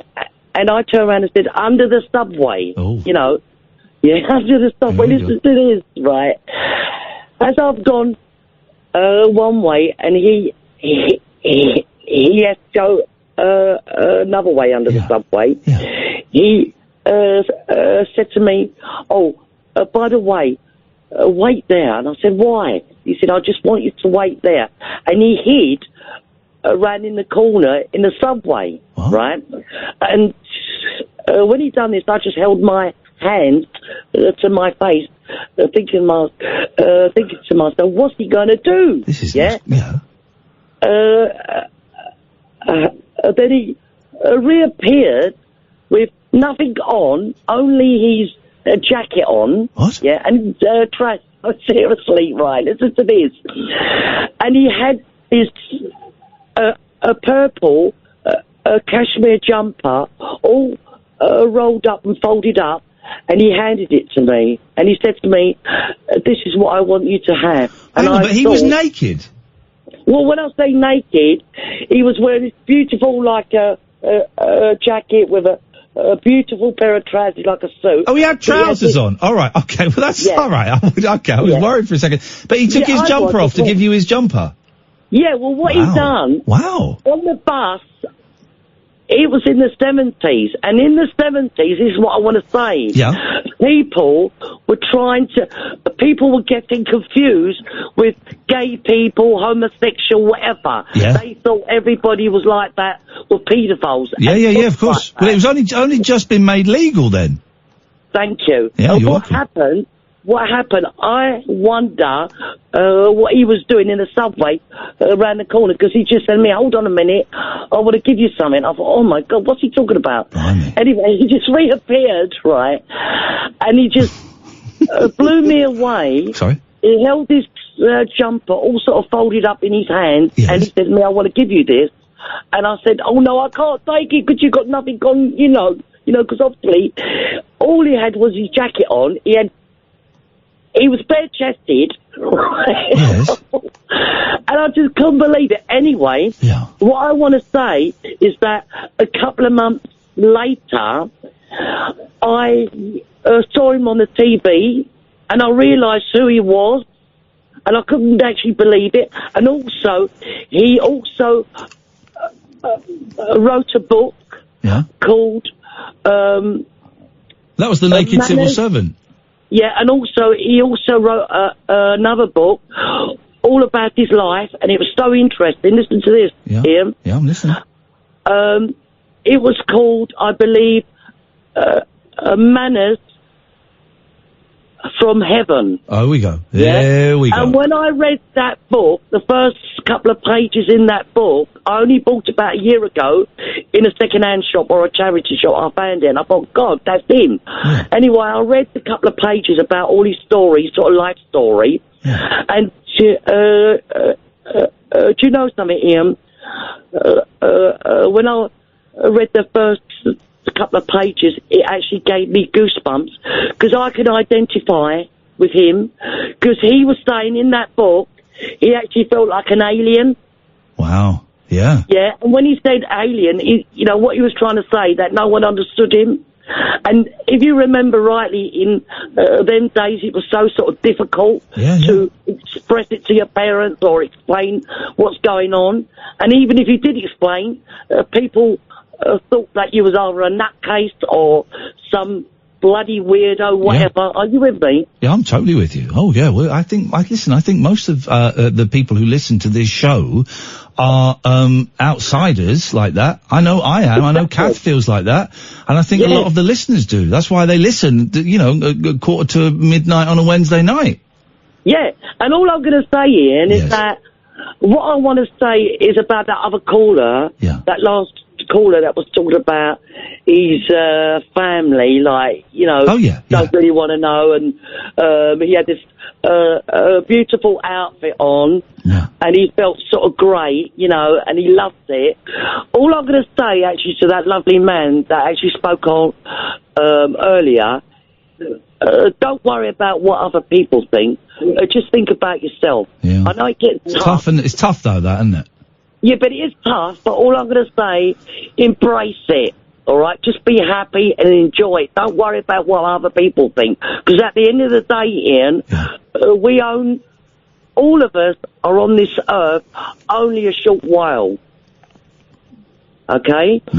And what we need to do is, instead of worrying about what other people think, what other people say, and what's it going to do to them, all you got to do is just think to yourself, they have the problem. It's their problem. It's not your problem. If they can't understand you, then at the end of the day, they have a problem. And what you got to do, and what the other guy's got to do, is enjoy your life every day, because every day is an added bonus. There we go, Living. Yes, thank you for that. It's tough though sometimes, isn't it? But I get what you're saying. Thank you. 0344 499 1000. This, dear listener, is Talk Radio. Experience the unconventional. Evening, boss. The unpredictable. What's happening? And the completely unorthodox. Exactly. With rule-free Iain Lee. The late night alternative with Iain Lee. I've got no internet for the last 4 days. On Talk Radio. 0344 499 1000 is the phone number. Steve has tweeted, Ian, are you going to give us more on your theory that humans came from Mars? I talked about it earlier on. It's not me like doing a piece going, excuse me, I'm a little bit windy tonight. It's not me saying, humans came from Mars to do it as a piece. I genuinely think it, and I'm going to find more evidence, and I'm going to give you the evidence, and God damn it, you're going to think it. The lines are empty for the first time. This is not bad going, right? So an hour and 3/4, and the lines are empty. And I've got stuff that I could talk about a little bit, but I'm just sort of thinking, let's just wait. Let's just wait for a call, shall we? Let's just wait. The next call that comes in, and it's going to be a great call, I'm going to take straight to air. So 0344 499 1000 is the telephone number, and we're going to take the next call straight to air. And I'm just getting the vibe it's going to be something. It's going to be something. Let's see if we can find some music to play while we wait for.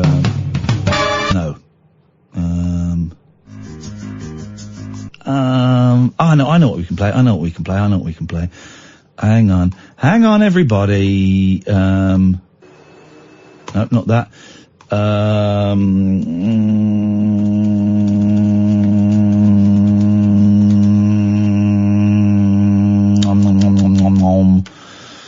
We're going to play this. We're going to chill out. Here we go. This is a nice bit of music. Here we go. Let's whack it up. There we go. We're just going to wait. We're just going to wait for a call. I just feel it. It's going to happen. 0344 499 1000. Let's just see.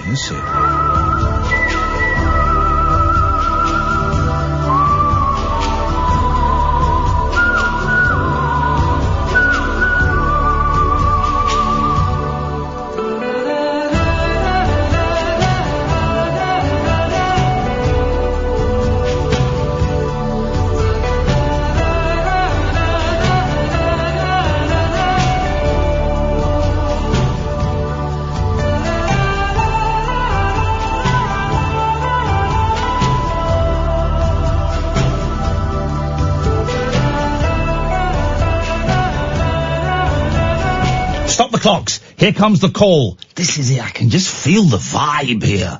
Let's go to line 1. Hello, line 1. Midnight. That is a meme. I'm not even going to explain the reference there, but that is a very, very cruel trick. That was not the call. That's a cruel trick. Someone made that call to my mum when I was like 6, and I said, Mum, what was the call? And she told me. She shouldn't have told me because it... Yeah, totally. We'll try again. Oh, stop the clocks. Here comes a call. This could be it. This could be the one. Line 2, you're on the wireless. Hi, Ian. It's Steve. Steve, yes, mate. What have you got?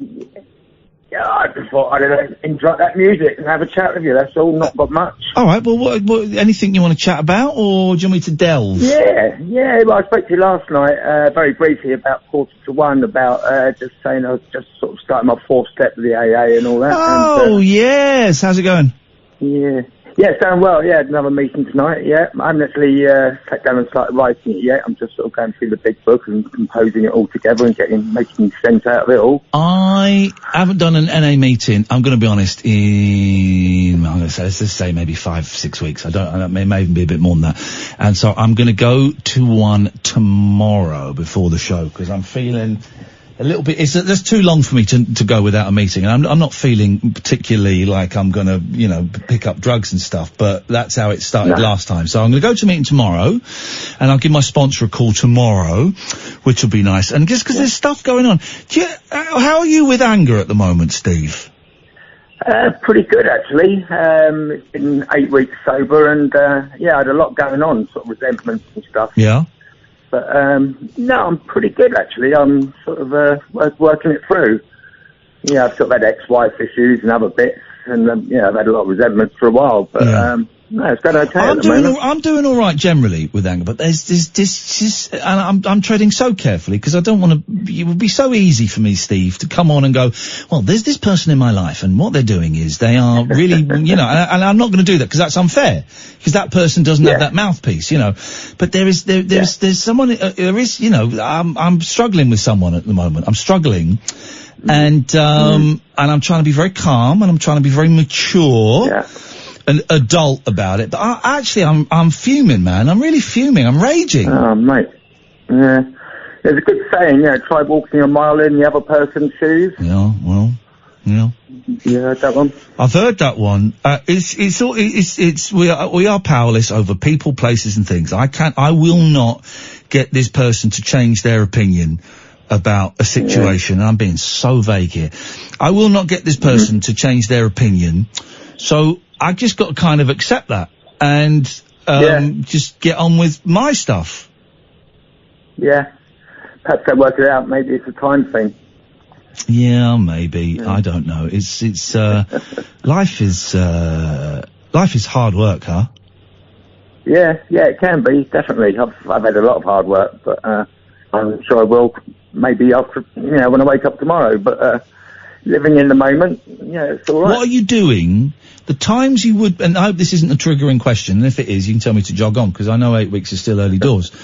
But the times when 8 weeks and 1 day ago you would have been drinking, what are you doing to fill the time? Because that's when I got off drugs, and I've heard this a lot, for the first couple of few months, it's really hard to know what to do, because so much of my time was consumed with getting drugs, then using drugs, and then thinking about how I was going to get more drugs, and then getting them, and it was everything. Being a junkie and an alkie, it's hard work, man. It's a full-time career. So what are you doing? Definitely. What are you doing instead? Obviously you're doing the step work and all that, but what are you doing? Yeah, I go to 2 meetings a day. I do a lot of reading. I take my mum's dog out. I'm quite lucky. I live near the South Downs, so I go up there quite a lot, get a nice bit of fresh air, and that sort of thing, really. Yeah, I find the days are quite full. I love reading. I've got the big book and other books that I'm sort of doing. I just never seem to have enough time, to be honest, although I'm not working. I've got plenty to do most days. And, I enjoy my own company as well, but that's good. Saying sort of the 8 weeks I've been going, I could probably, I've got like 60 new friends. Yeah, it's just amazing. I love my own company. I went out for dinner tonight, right, with, good guy we had on the show a couple of weeks ago, Bill Al-Zafar, right, who's a comedian, he's a really funny bloke. And we got on really well. And then he phoned up the radio show the other night and said, you fancy going out for dinner? And normally, I would talk my way out of it, Steve, because I'm not very good at having meals with people, and I'm just not very good in social situations. But I thought, on the spot, I thought, do you know what, I'm trying to turn things around. I'm going to say yes to this. Yeah. And we went out tonight. We had a really nice meal, although the prawn crackers were soggy. And he wanted to complain, and I said, "Oh no, man, please don't complain." I got really embarrassed, but it was a really nice meal, and we had a really interesting chat about stuff, right? Yeah. And but I really, and he said, "Well, what do you like doing?" And I said, sort of tongue in cheek, I like being at home on my own, and I kind of do like being at home on my own. Yeah, that's great. There's nothing wrong with that. There isn't anything wrong with that, is there? But we're sort of, I think, taught to believe through telly and books, I don't know, that that's a little bit weird to want to do that. Yeah, mate. Read a nice book, watch a nice film. Love it. Yeah, love it. Love it. Watch Limmy on Twitch. That's what I'm doing. That's where my life is going. Hey, nice one, Steve. I'm glad you're doing so well. It'll be an inspiration for a lot of people. Yeah. I was just going to say, you say you've lost a bit of weight and feeling good on that. What was your sort of weight loss program? I got quite sick. What did you do? Oh, really? I got quite sick. I had like really bad stomach problem. I had a painful stomach problem that went on for a couple of months, and I lost my appetite. And it's about a stone and a couple of pounds maybe. It kind of varies. And you know they were going to send me for all these tests and stuff. And that was it. Yeah, I got a stomach bug that I couldn't shake. And the stomach is gone. I think it's stress related. They wanted me to go for a colonoscopy next week, and actually I'm going to cancel it because I've worked out that it's stress related, and a colonoscopy. You know, they're looking to bowel cancer, and I haven't, and I don't want one of them really. So I'm going to cancel the colonoscopy. But it's stress related, so I just need to learn to not get stressful. And but I tried eating less, I tried exercising, and I couldn't shift it. Yeah.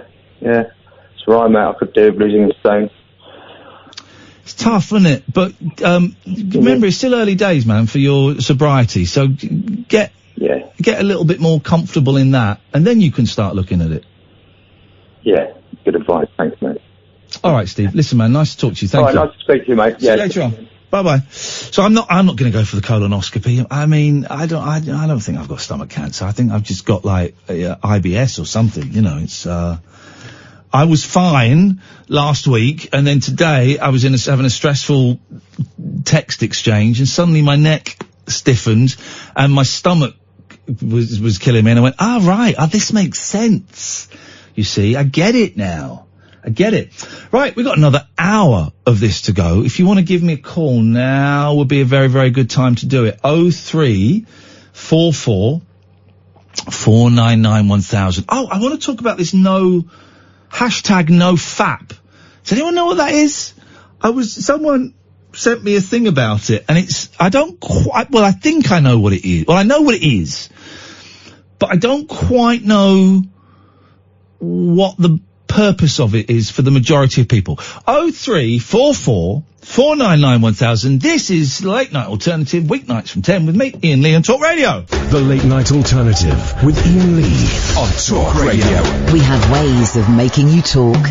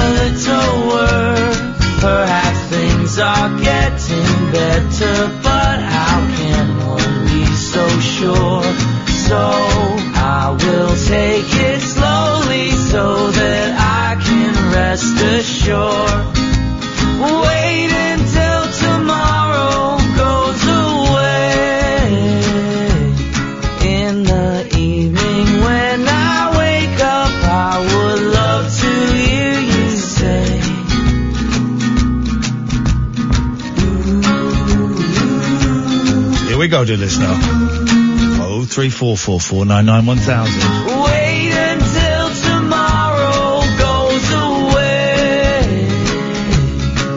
Oh, wait until tomorrow goes away. Wait until tomorrow goes away. That's all right, isn't it? It's Delta Spirit. I have no idea who they are. I think, do you want to hear something funny? I worked at Six Music for a while. Yeah, I know. And I think maybe they must have come on. I wouldn't have nicked it from Six Music. I nicked stuff from XFM when I worked there. It was difficult to steal stuff from Six. Cause it was all digital at that point. They didn't have CDs. So they must have, Delta Spirit, they must have come in and I must have been given the CD to have played it. I've got no idea. Have I got the rest of the album? Hang on a second. Let's go. If we go to artists, is there a rest of an album? Because if there is, then they must have come in. No, there isn't. Isn't that weird? I've no idea who they are. 03444991000. Good evening, Fiona. Oh, hello. Hello, Fiona. What can we do for you tonight? Second time caller. Congratulations. Feeling rather nervous. Okay, relax. So be gentle with me, please. Well, if you're not an idiot, I will. Okay. And I don't think you're an idiot. You don't sound like an idiot. So I think we're going to have a great time. I'll try my best. Go on. So last time I called you, yes. I had just had a colonoscopy. Oh, right. I'm calling from Sydney. Yes, I believe that's in Australia. Yes, Still I believe is. so. Still is. And okay. Anyway, yes. So that was like 7 months ago, Yeah. and so I had to have several other tests and found out I had Crohn's disease. And I wasn't going to ring you up about your whole bowel issue because I thought you might not want to bang on about it. bang on about anything, Fiona. Go on. But you brought it up a minute ago. Yeah. About not going for your colonoscopy. Yeah. And the thing is. There's a bit of an echo on the line. So there is. Let me just see if I'm going to move you to another line, and sometimes that clears it, and sometimes it doesn't clear it. I don't know. Is that any better? Let's see. Yeah, that's cleared it. Good. There we go. You'll probably come back in about 30 seconds. Anyway. Yes. So, I just wanted to say to you, I think you should go for your colonoscopy because they're not only looking for bowel cancer. You could have Crohn's disease, and the reason I'm saying this is because obviously I've just found out. Being confirmed that I do have Crohn's disease, right. And I've realised that I've actually had it because I've got it mild. I've had it for years, and I thought I had chronic fatigue syndrome. Yeah. So I've been living with this terrible fatigue for years. Yeah. And but so they right. So now you know you've got Crohn's disease. How have they? Yeah. What do you do differently? How have they fixed you? Well, no, I've only just started. Because it's taken a while, these things don't happen. Yeah. It takes a while for them to properly confirm that you have got it. Right. I'm just trying something at the moment, and I'm going to go back and see him in 3 months and see if that sort of things, if that's helped me. And then I think we'll go on to the next stage from there. But but anyway, I just wanted to say. No, but hang on. You talk about your. You've got Crohn's disease, right? And then. But there's not a cure for Crohn's, is there? And quite often it can't be treated. No, it can be treated, but it can't be cured. Right. Okay. Because you've had mouth ulcers and things. I'll get mouth ulcers, yeah. Yeah. See, that could be Crohn's disease. No, it does. No, that's just like being stressed and dirty. No, it could be. Well, but that's just, come on now. But also, here's the thing. My stomach is okay. My stomach was fine last week, and my stomach has been fine for a couple of weeks. And then today I had a really stressful day dealing with a person, and my stomach flared up. So there's an obvious correlation between the two. That's right. You can have, you can have, like, flare-ups. Through stress? Well, it could. I think they used to think it was through stress, but it could be other things. It could be because you had that tummy bug. It started off with that bug. Started off with the tummy bug, and then and then your body has been fighting the bacteria or something, and maybe because you've possibly had it going on for a while. I mean, I'm no doctor, but... Oh, hang on, she's not a doctor! You must be reading up on it. Okay. Oh, I'm sure you have. Here's the thing, right, Fiona? I have been feeling great. Today it comes back, and it's when I've got a really stressful kind of day where there's a lot of kind of suppressed rage and stuff that's going on. I think it's that. I feel alright. I feel fine. I've had a colonoscopy years ago. It's a really unpleasant experience. And if I'm feeling okay, I kind of thought, well, instead of going and having a really unpleasant experience at great expense to the NHS, I'm feeling okay. If I start feeling really, really badly sick again, then I might go. But generally, I'm all right, I think. Oh, well, I just think that, I look back with all the fatigue that I've put up with for years, and like the way, my bowels were, I just thought, that's just me, and that's just, because it'd been like that for a long time, and because my niece has got it really badly, and so it was really obvious when she got it, like she lost loads of weight, and she was really ill. With mine, it wasn't like that, but I've put up with this fatigue for all these years, and I think, well, maybe if I'd sorted this out 10 years ago, I wouldn't have had this awful fatigue for all these years, Yeah, well... Anyway, I just wanted to say, I wasn't meant... You're a nice human being, Fiona, and in a world where it's acceptable to shout out of your window abuse at 16-year-old kids, it's nice to speak to someone who's being thoughtful of others, so I appreciate it. Oh, it's true. I mean, am I not allowed to shout out the window at 16-year-old kids? Well, if they're taking a leak on your lawn, then yes, of course you are. If they're trying to save the planet, I would urge you not to, please. Thank you, Fiona. Right, nice to talk to you. At 16, I couldn't even tidy my own bedroom, let alone think about tidying up the bloody world. Imagine. So this no fapping thing, right? Now, I don't know anything. Well, so what it means is, it means being master of your own domain. Some of you will get that thing. It's, it's about not masturbating, basically, I think. But I don't, we tread delicately around these kind of issues. But someone was telling me about it. And if any of you do it or don't do it, then can you let me know? NoFap is a website and a community forum that serves as a support group. I see it. Here we go. For those who wish to avoid pornography and masturbation. Its name comes from the slang term fap, referring to male masturbation. Really? Is that a thing? Okay, so I'm guessing this to do with sexual addiction. Hang on a second.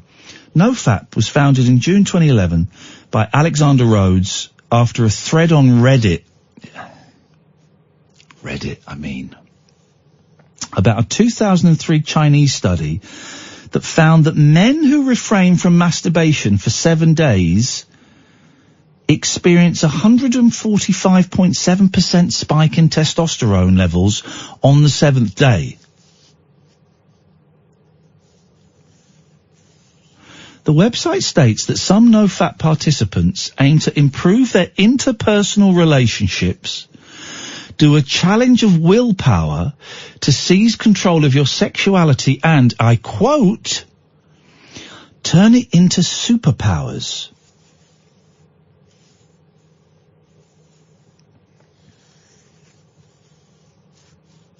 The expression fap is an onomatopoeic internet slang term for male masturbation, or fap. Okay. Superpowers. Hang on a minute. Users on NoFap subreddit more than tripled number in 2 years. After abstaining from porn and masturbation for a period of time, some of NoFap's users claim to experience dramatic increases in social confidence. I'll come to you in a second, Andy. Energy, concentration, mental acuity, motivation, self-esteem, emotional stability, happiness, sexual prowess, and attractiveness. the opposite of sex. Some no-fap users say their brains were warped by porn. I can dig that last bit. What's the film? It's, Doctor Strangelove, isn't it? With the American, one of the soldiers likes to retain his bodily fluids to make him more focused. Some of this kind of makes sense. I don't get the superpowers. What are the superpowers thing? I don't know what the superpowers thing are. Maybe we'll come to it in a minute. 0344 499 1000. Let's go to Andy. Good evening, Andy. Hello, Ian. How are you on your solo adventure? I'm alright. I don't know. Of course the voice in my head is saying, it's a bit flat, Ian. You've lost your magic spark, but, it's alright. Yeah. There were some, I've definitely been enjoying it while I've been finishing off at work. Finishing off again, is this back to the no fat thing? Actually, no, that was just a happy coincidence. A whole happy ending. Okay, good. Well, have you finished at work now? Literally 15 minutes ago. Yes, mate. How long until you get home? Well, I was working from home. I was the evening support for 400 plus restaurants around the UK and Ireland. This is the dream. I'm assuming that would involve getting phone calls when things go wrong. Yes. Did you have many phone calls? I had about 40, 50. Oh, that's quite a lot of phone calls. I thought you were going to say 4 or 5, and I would think, well played. 40 or 50, that's proper working. So do you have to be sat by an up and running computer, or can you be watching Netflix and do your job? I am sat at a computer watching Netflix. Since 4:30 today. Yeah. Go to bed, man. Go to bed. I will do, but I have something for you first. Okay, here we go. I'm in. I was listening. I feel really bad because I can't remember his name, but I was listening to the magician earlier. Pete Heat, yeah. Yeah, Pete Heat. And I actually have a magic trick for you. Okay, go on then. What are your thoughts on subliminal messaging and all that lot? Say that. What are the laws on subliminal messaging? Yeah, but what are your thoughts on subliminal messaging? Thoughts? Yeah, does it work for you or not? I like how this is going. I can feel myself walking into a bear trap. No, it doesn't work, Andy. Okay then, because I was doing some deep diving on the YouTube the other day, and I came across this interview. Yeah. By a life coach or something like that. And the way it goes is that I can make you think of a specific card in a deck of playing cards just by reading out a poem. Okay. So if I read to you... Is the poem called The Seven of Hearts? No, but we'll go with it. Right, so the poem is, the words are lovely, dark and deep, but I have promises to keep and miles to go before I sleep.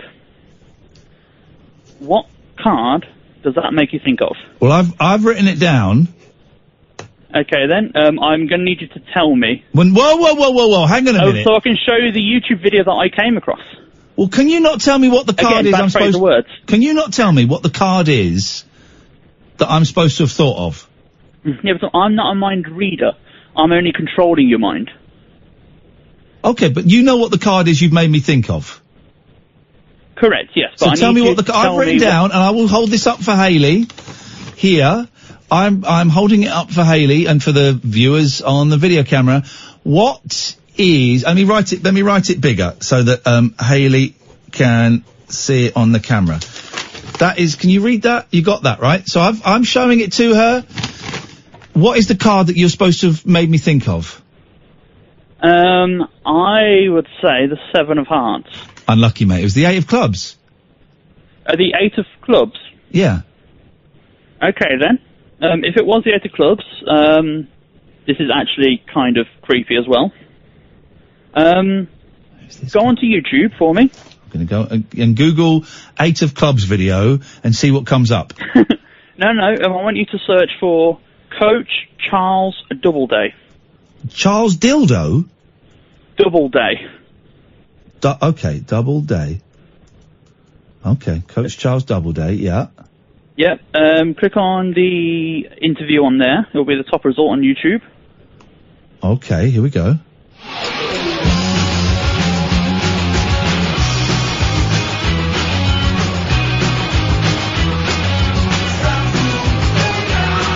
is quite an old video, so excuse the quality. Okay, here we go.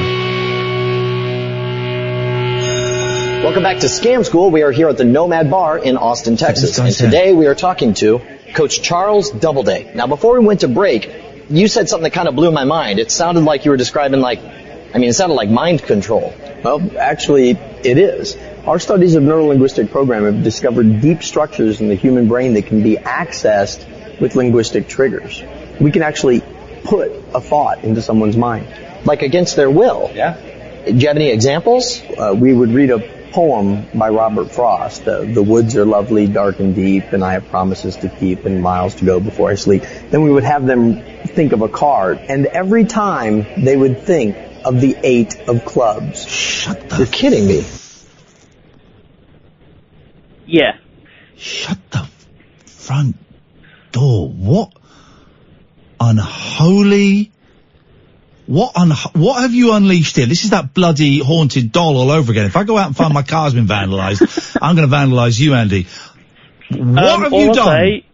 All I'll say, do not look at the related videos. All right, so there's a video where he does every single card. Yes. Thanks very much for your call, Andy. Now, how to ruin a trick? This is... Did we do the quarter past? We'll do it now, please. The Late Night Alternative with Iain Lee on Talk Radio. 03444991000. No Catherine Boyle tonight. She's off on a holiday, so I'm here this week and next week on my own. I'm off next Friday. It's summer, isn't it, man? Who cares? You got to chill out a little bit. 03444991000. What have we talked about? We've talked about card tricks. We've talked about fappage. We've talked about, I'm sure there was something else.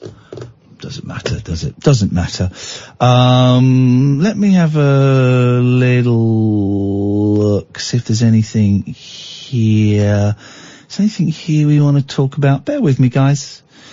Bear with me. I've got all these news stories, but they just feel a little bit, right, here we go. This one, they'll feel a little bit heavier. I don't want to go too heavy at 23 minutes past midnight. It's not really the place. Let's have a look at this one. What is your sleep style? While we're all familiar with the idea of the night owl and the morning lark. What? What a stupid way to start a story. What you might not know... this doesn't make sense. While we are all familiar with the idea of the night owl and the morning lark, what you might not know is that there are a host of other sleep styles that speak volumes about your health. So the night owl and the morning lark are sleep styles? Is that what you're telling me? According to a mattress brand, there are a total of 9 different sleep personas, and they all have very specific characteristics. Well, let's see if we fit into this, shall we?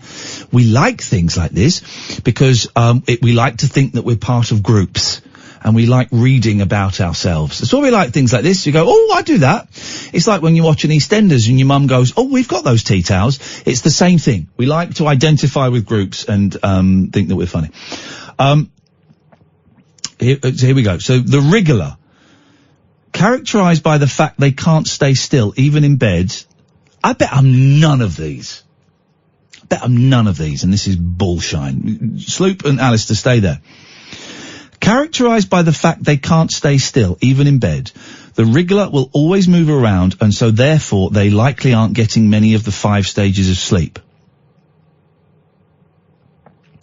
They could even be missing out on the most restorative stage of sleep. Stage 3, obviously. I knew that. I didn't even need to read it out, but I thought I would for people who didn't know. The best way to handle sleep if you're a wriggler is to try the 4-7-8 breathing technique. So you're a wriggler. But already I'm thinking this whole story is bullshine to try and sell mattresses by the company that I haven't named. So a wriggler. All right, that's one. The early bird. We've all heard of the early bird who wakes up so early they don't get the 8 hours of sleep they need. You don't know that. They might have gone to bed early. Okay, but that's rubbish, excuse me. The heavy sleeper.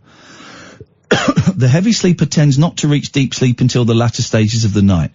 That's rubbish. the thinker. The thinker, I'm not any of these so far. I think we've been sold a pup with this story. The thinker represents so many modern day sleepers insofar is all one word, as they often can't get to sleep due to their overactive mind, and when they do, they wake up again to be lost in thought. It's not me. The light sleeper, the opposite of the heavy sleeper. To beat this sleep type, people should go for a quick walk in natural sunshine in the middle of the day, light their room dimly in the evening, and ensure they have thick material on their curtains. The Maverick, of all the sleep personas, the Maverick is the most erratic. Oh, this is stupid. What a waste of my life that story was. Absolute waste. Waste of my life, waste of your life. I'm going to click the delete button on that. Gone. Let's go to Sloop John B. Good evening, Sloop. Good evening, Mr. Lee. I'm not going to ask how anyone is, because we never do that. Ian, I've called up because I need a second opinion on something, and I thought, you've come to the right place. It's you. I'm the second opinion master. Well, this is it. Actually, I'm the first opinion master, and I'm disappointed you didn't come to me first. But that's fine. Hold on. We're all part of your congregation in the church of your radio show. So you're the abbot. So I've come to you, and I need some guidance for a second opinion. Yes. You ready? Yeah, I'm ready. I go to a chip shop. It's a great chip shop. Beautiful. But one of the guys who works there, an elder gentleman, has taken a bit of a shine to me. Okay. And as a result, I'm getting sort of extra larger portions. Is he giving you, is he slipping you a battered sausage every now and then? I did get a battered sausage earlier on, Perfect. yes. And, well, the thing is, the younger gentleman who worked with him, see, for me, I'm no oil painting, so to have anybody think I'm a bit of a dish is quite charming. Absolutely. You know, right? Yeah. But the younger fella seems to get very, very embarrassed by all of this, especially when your man is sort of winking at me and sort of smiling, a bit like a 14-year-old boy. Can I make a suggestion, Sloop? To save the younger person's embarrassment, maybe if you tossed off this older gentleman round the back of the shop instead of in the front, that might just... Do you think that might help? That might make everyone feel a little bit better about the whole thing. See, I'm happy with it, but I think, is it slightly wrong that I go in there and this gentleman sort of seems to wink and kind of smile at me endlessly, but I'm getting, extra large sort of portions of food out of it. I mean, I'm not sure if this is right, if it's wrong, and if this younger chap is squirming as this has happened, it's sort of, it's leaving me. Do you reckon I should, abandon this place, or do you reckon I should go on? Why would you want to abandon it? Do you want to abandon it because you're embarrassing the other guy? Yeah, but I want to be very careful to point out that it's nothing. If it was a woman, it would be the same thing. I'm not by any means, it's nothing to do with that. Nothing homophobic. No, not at all. But it's genuinely because you feel that you are embarrassing another member of staff. Yeah, he has a face like thunder, and the thing is, I quite like getting the extra large kebabs when I pay for a regular. Of course you do.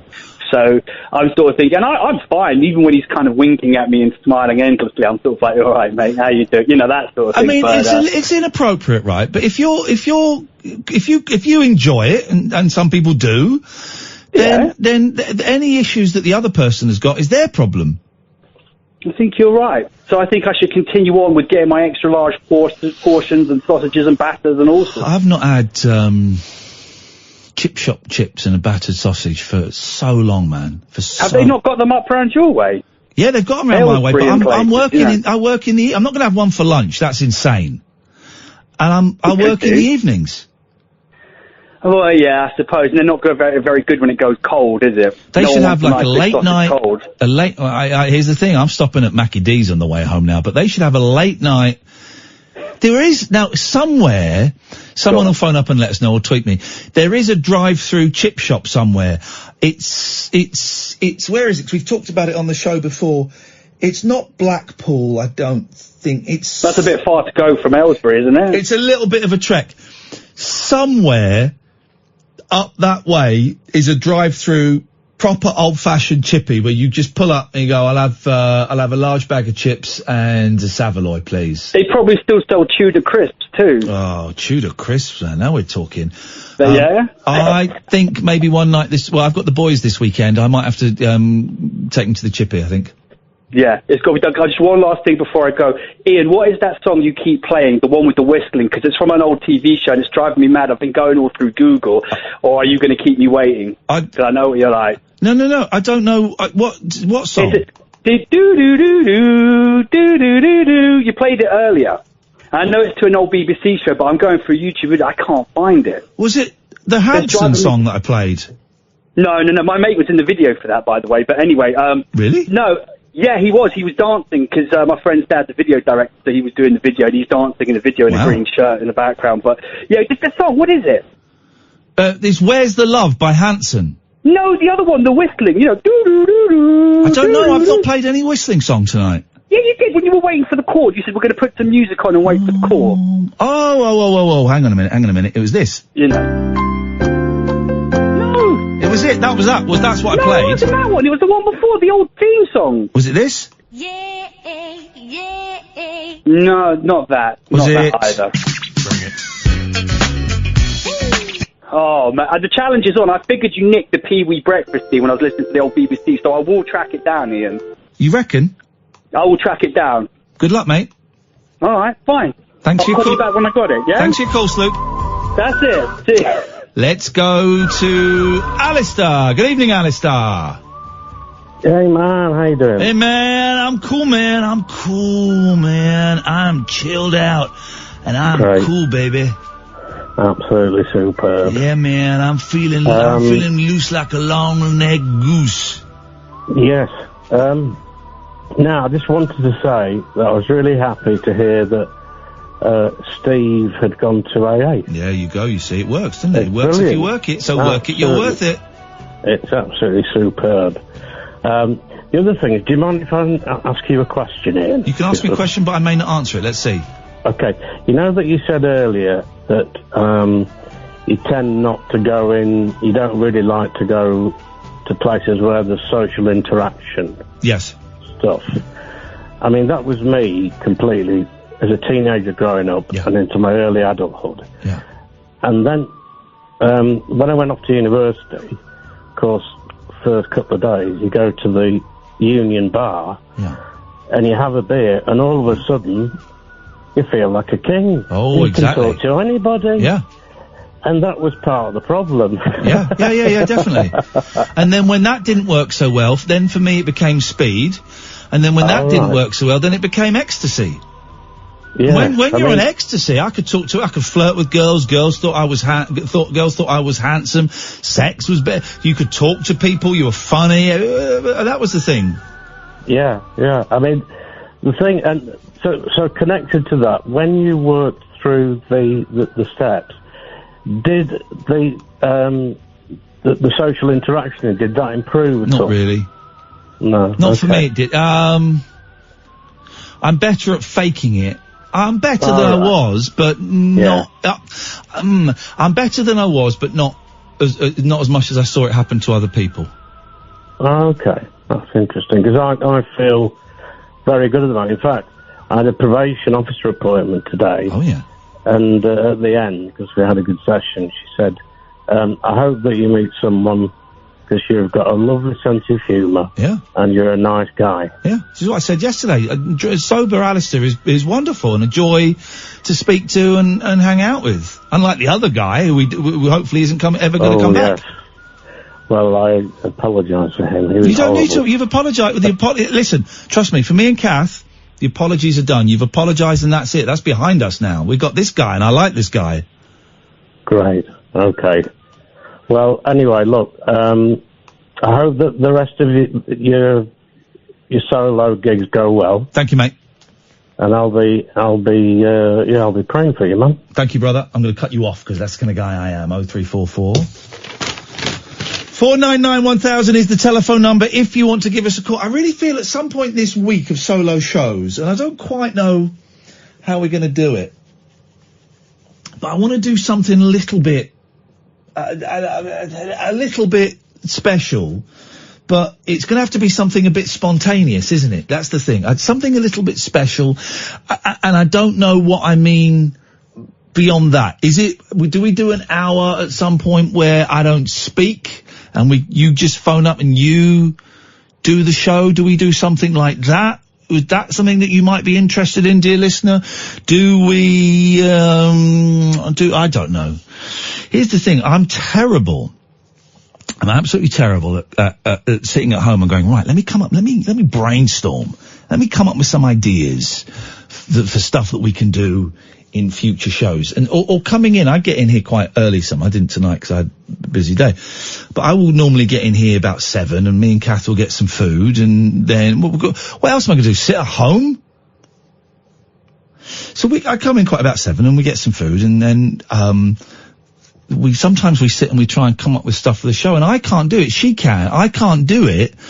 And I end up, yesterday I was watching the documentary about Hanson getting dropped from their record label.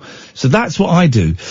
So I'm terrible at coming up with ideas and making things happen and stuff. I can only do it when I'm in the studio and the red light is on and it's kind of spontaneous and it's kind of exciting. And suddenly an idea might pop into my head. And I'm talking like this because I'm hoping an idea pops into my head. But I don't think one is going to. So let's just sit for a moment and let's just wait. Let's just wait. Oh, I know what we can do. Here we go. Let's do, Periscope Love Bomb, shall we? Should we do that? Should we find someone on Periscope who's, not got many viewers? Let me plug my phone in. The cable's not very long in this studio. For those who don't know, we go on Periscope, which is this streaming service where you get to see all kinds of stuff and see people do all kinds of weird things. And we try and find someone who's Billy's got a good idea. What about a short story? Every caller writes a sentence. Yeah, that might work. So let's try and find somebody who is streaming live now. Let's start in the UK. Here's the thing. If you try and find someone in America, man alive, they like to throw those N-bombs around. They really like to throw those N-bombs around like there's no tomorrow. Here we go. Oh, this could be a good one. Hang on a second. Let's have a little listen and see what we've got here. I'm hoping there's no bad language.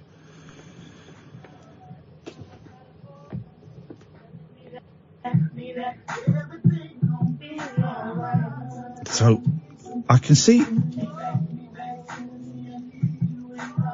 don't know if this is going to be right. No, we're not going to go there. The title was, "Can someone please advise me on how to take a weave out?" But, who's this? Let's see who this person is. Oh. Guess your parents for it though. I mean, your parents would want to accept the guy or girl.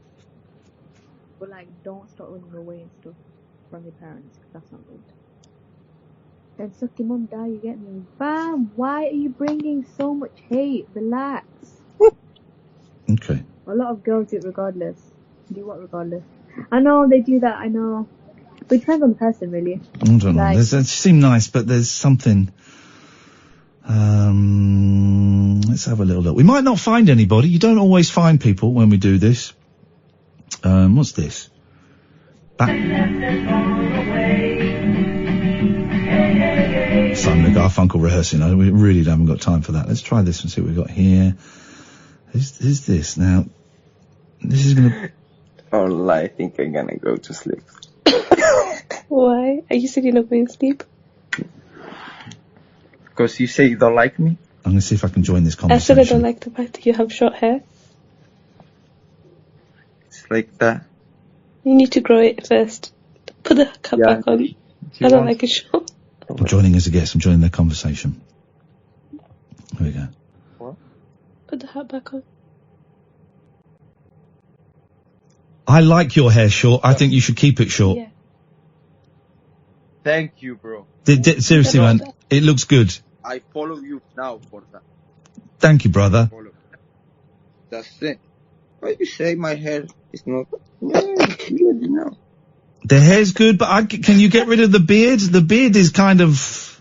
The beard is good. That's not... Whoa, we got that. That's not a proper beard, though, is it? You need to grow your hair. Yeah, you know what? Because I have, short beard, man. It's not... It's growing from one side and from another side, no. No, it's like... Yeah, ladies love beard, yeah. No, his beard's okay. He needs to grow his hair. He doesn't need to grow his hair. Let the lad have short hair. It's hot. It's hot weather. He has long hair. He's going to have a sweaty head. He doesn't look nice with short hair. He looks really nice with short hair. No, you don't. Yes, he does. He looks great. I think he looks great. He's lying to you. Put the hat back on. I don't want to see. Keep the hat off. I would shave that top bit as well. It's too long on the Put top. the hat on. No, what you can do? Wait. Put the hat back on. Keep the hat off. Wait. Yeah, hat off. Hat on. Shave. Hat on. Shave your head. Shave it. Put your head. Put your hat back on. Keep Grow that your hat off. Shave your head. Hat on. Grow your hair. Hat off. Shave head. Hat on. Grow your hair. Hat off. Shave head. Shave head. He's not going to grow his hair now, is he? He's going to shave it. He's going to grow it. What's he? He's not going to grow. He's got shaving foam. Can I say, by the way, as You well? shave anything. I'm leaving this. Shave it. He's going to shave. I got to say as well, man. You're on the radio right now. You're on Talk Radio right now, both of you. Shave it. Shave it. If you shave your hair, I'm leaving your scope. Shave. Steady on. You're on the radio. You can't use words like that. Sorry. Thank you, man. Why are we on the radio? Because you're on Talk Radio right now. What's Talk Radio? Yeah. You're on Talk Radio. Stop lying to me. No, I'm not lying to you. Hang on a minute. I tell you what. Lying, man? I'm not lying. Please don't swear. What I'm going to do is I'm going to get all of my followers to. I'm going to post on Twitter to come and join your thing. You watch your viewing figures shoot up. Tell them to follow me, thanks. They might follow you. What? So it's at Hamzak96. HAMZACH 96. Everyone go to periscope.tv/HAMZACH 96.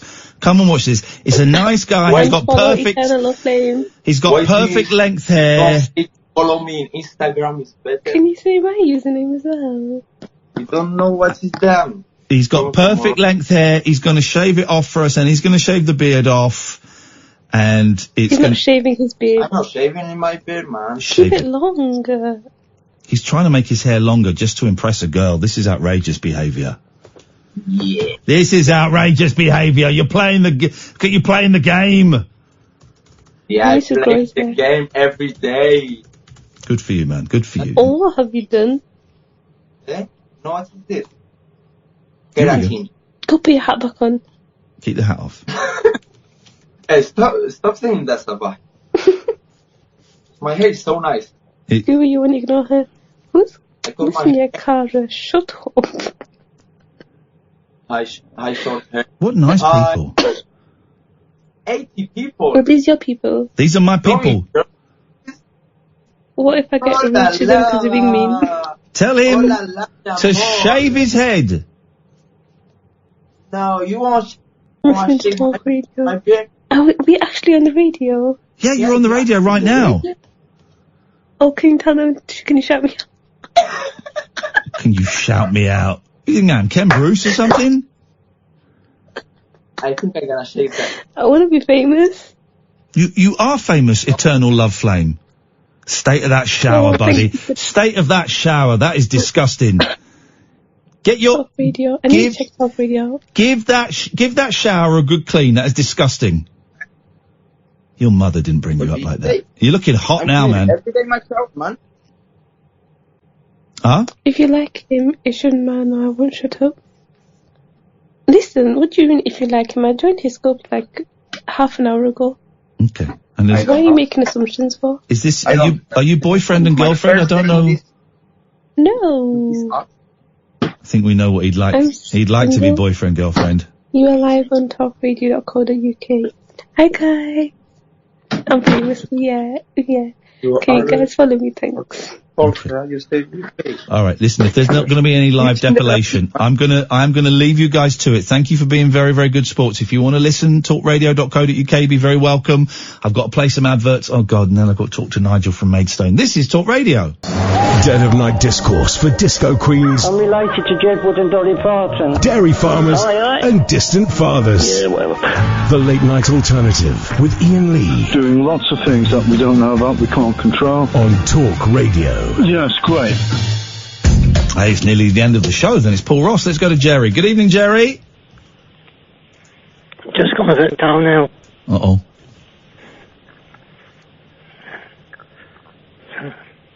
Can we do anything? Speak to Nigel. Speak to Nigel. Do you want me to speak to Nigel? I'll come back to you in a minute, Jerry. Hello, Nigel!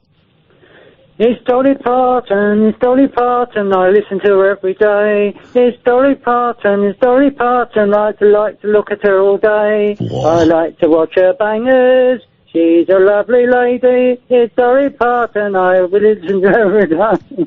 Gosh, that came from... Someone's feeling horny. That's a new one, I put some new words into That's it. great. What was it you like to watch?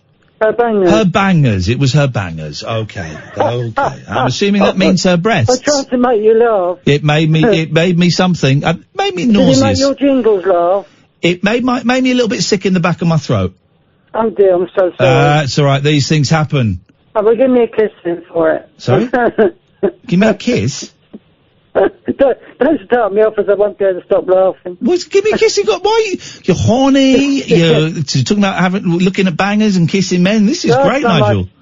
Last time I spoke to you, you said shove it up hard, didn't you? I don't think I said. Did I say shove it up hard? I might have said shove it up your jacksie. Yeah, well, because we were talking about, rude things. Yeah. Okay. Well, that's good. Anyway, I've got a new girlfriend now. A new girlfriend. She's 40. 45. Okay, well that's. And I had a date today in a cafe with her, and I've been seeing her for a week now, and she's single, and she wants me to help decorate her house and clear it out. This one doesn't live in a tent. No, she's got a proper house. Okay. A proper flat, house flat, whatever you call it. Well. But she wants some help in getting some of the rubbish put into bins, because she just needs some help. She wants free labour. She wants free labour. Yeah, perfect. Yeah, I offered to help her anyway. Well, that's a nice thing to do. It's nice to offer to help people. I've got to have somebody to look after if I haven't got my mum here. Exactly. Well, can I say something that's a little bit cheesy but is also really good? Mm-hmm. You could look after yourself. But I do. I clean the house, don't I? Oh, well, what there you go. Mean? Well, I mean, you could look after. I do everything in the house at Monday, but I get very tired. Okay, well. Yeah, I do get very tired. I fall asleep well. I'm on tablets as well, aren't I? Like you are sometimes. Sometimes, yes. Yes. Are you still on tablets yourself? I'm on tablets. A tablet a day. Antidepressants make you tired, don't they? These ones don't. Some do, some don't. Mine don't. Oh. The clonazepam, have you heard of those?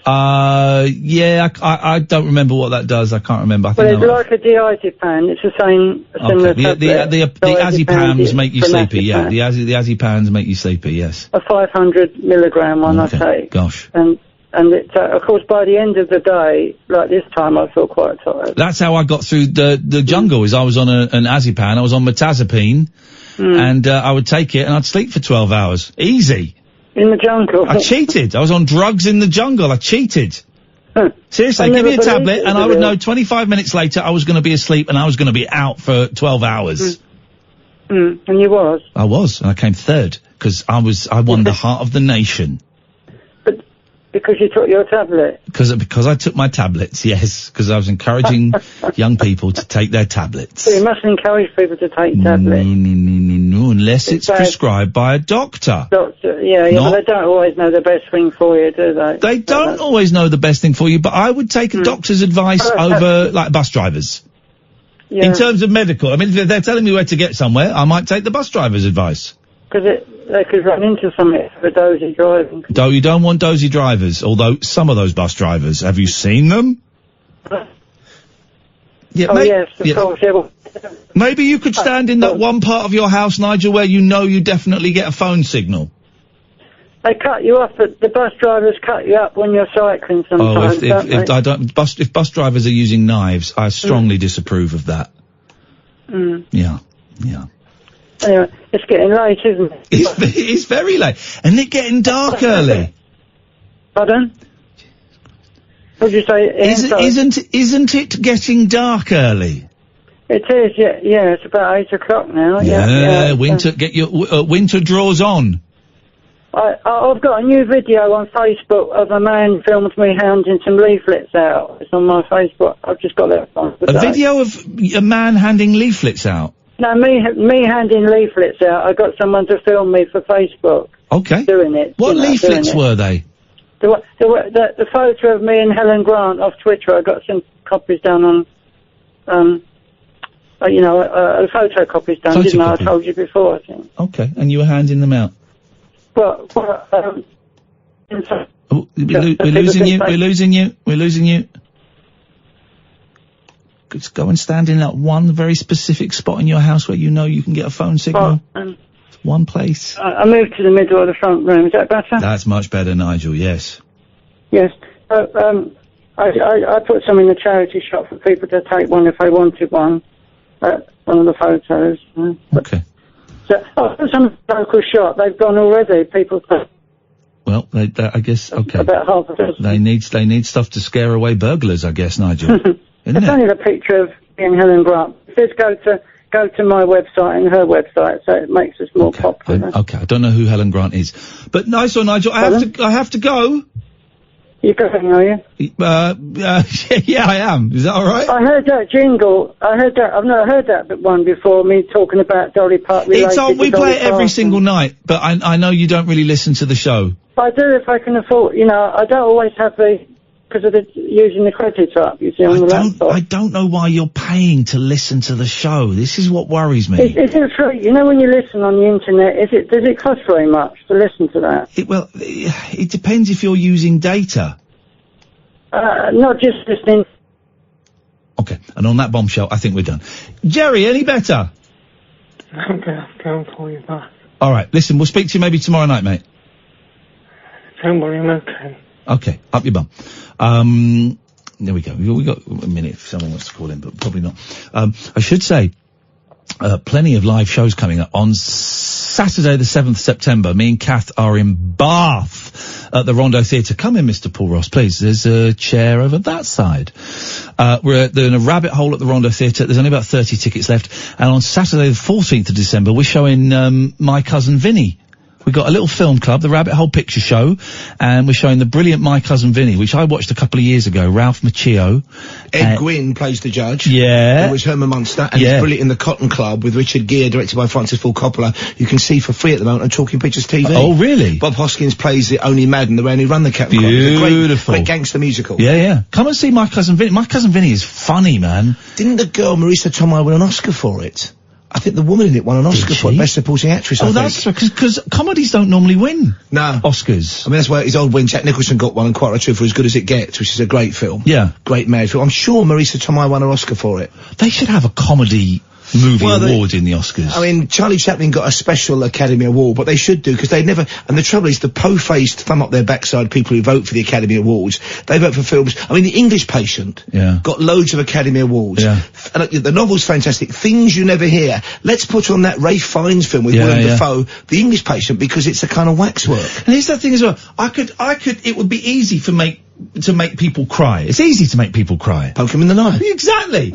But making people laugh, man, that's the hard stuff. Well, that's why, and it sounds a cliche, but it's true, stand-up comedians have such a tough gig, because you can put on a play or do King Lear, and people fake a bit of emotion, and you say, well, it seemed to go well because we had them in the palm of our hands. If you tell a gag and you don't get a laugh, you know it, don't you? Yeah. You know it. I mean, that must be the worst feeling in the world. God. What's on your show tonight, Paul Ross? We're going back 2,000 years. We've got an academic on who specialises in perfumes. He's managed to recreate, he believes, the favoured eau de toilette of Cleopatra. Oh, I love stuff like that. The last of the pharaohs. So we're talking about did they find like a little file or something with... I think they've worked it out from things that were written, because of course she was, the lover of Julius Caesar and Mark Antony. So the Romans wrote down some of her ingredients. They've analysed chemically stuff that's in the sarcophagus. Yes, mate. A few weeks ago we did a thing about a bloke who brewed Egyptian beer for the first time in like 2,500 years. So we're doing a bit of that. And we're also, it's not often that a device to save fish goes viral on Tinternet. This is the tube thing. The whoosh salmon cannon, and we've got the man who's invented it. Basically, salmon have been swimming upstream to spawn. No one quite knows why for millennia. Yeah. We've only really had those massive dams, particularly in the States, for the past 50 to 80 years. Yeah. This guy's invented basically the whoosh cannon that shoots your salmon right up your tube and over the other side so it can spawn. But do they want to go in there? They are giving a helping hand, but I think they're so eager to unburden themselves of their spermatozoa, fishy style. They're quite they keen. got the horn. The only thing they don't do it for is endangered species, because no fish have been killed doing it, but they can get a bit battered. And of course it's really... That's a cod, isn't it? Yeah, like the battered sausage we heard about earlier on, memorably. So we're talking about those two stories and the usual old tosh. There you go. I want a bit of film review action from John Hurt. turn. Oh yeah, what's he saying? I'm not sure. I think Once Upon a Time in Hollywood, which he took about a couple of weeks ago. I like the look of that, but then I remember I don't actually like any. You know, you Tarantino must check films. out. I've got time to You've tell got you. 10 seconds. Okay, Movies for Men. Tarantino is introducing every night weird and wonderful films from the 60s that he used to inspire this film. He's on for 5 minutes. He's absolutely bonkers. They're must-watches. Movies for Men every night. This is Talk Radio. This is Talk Radio.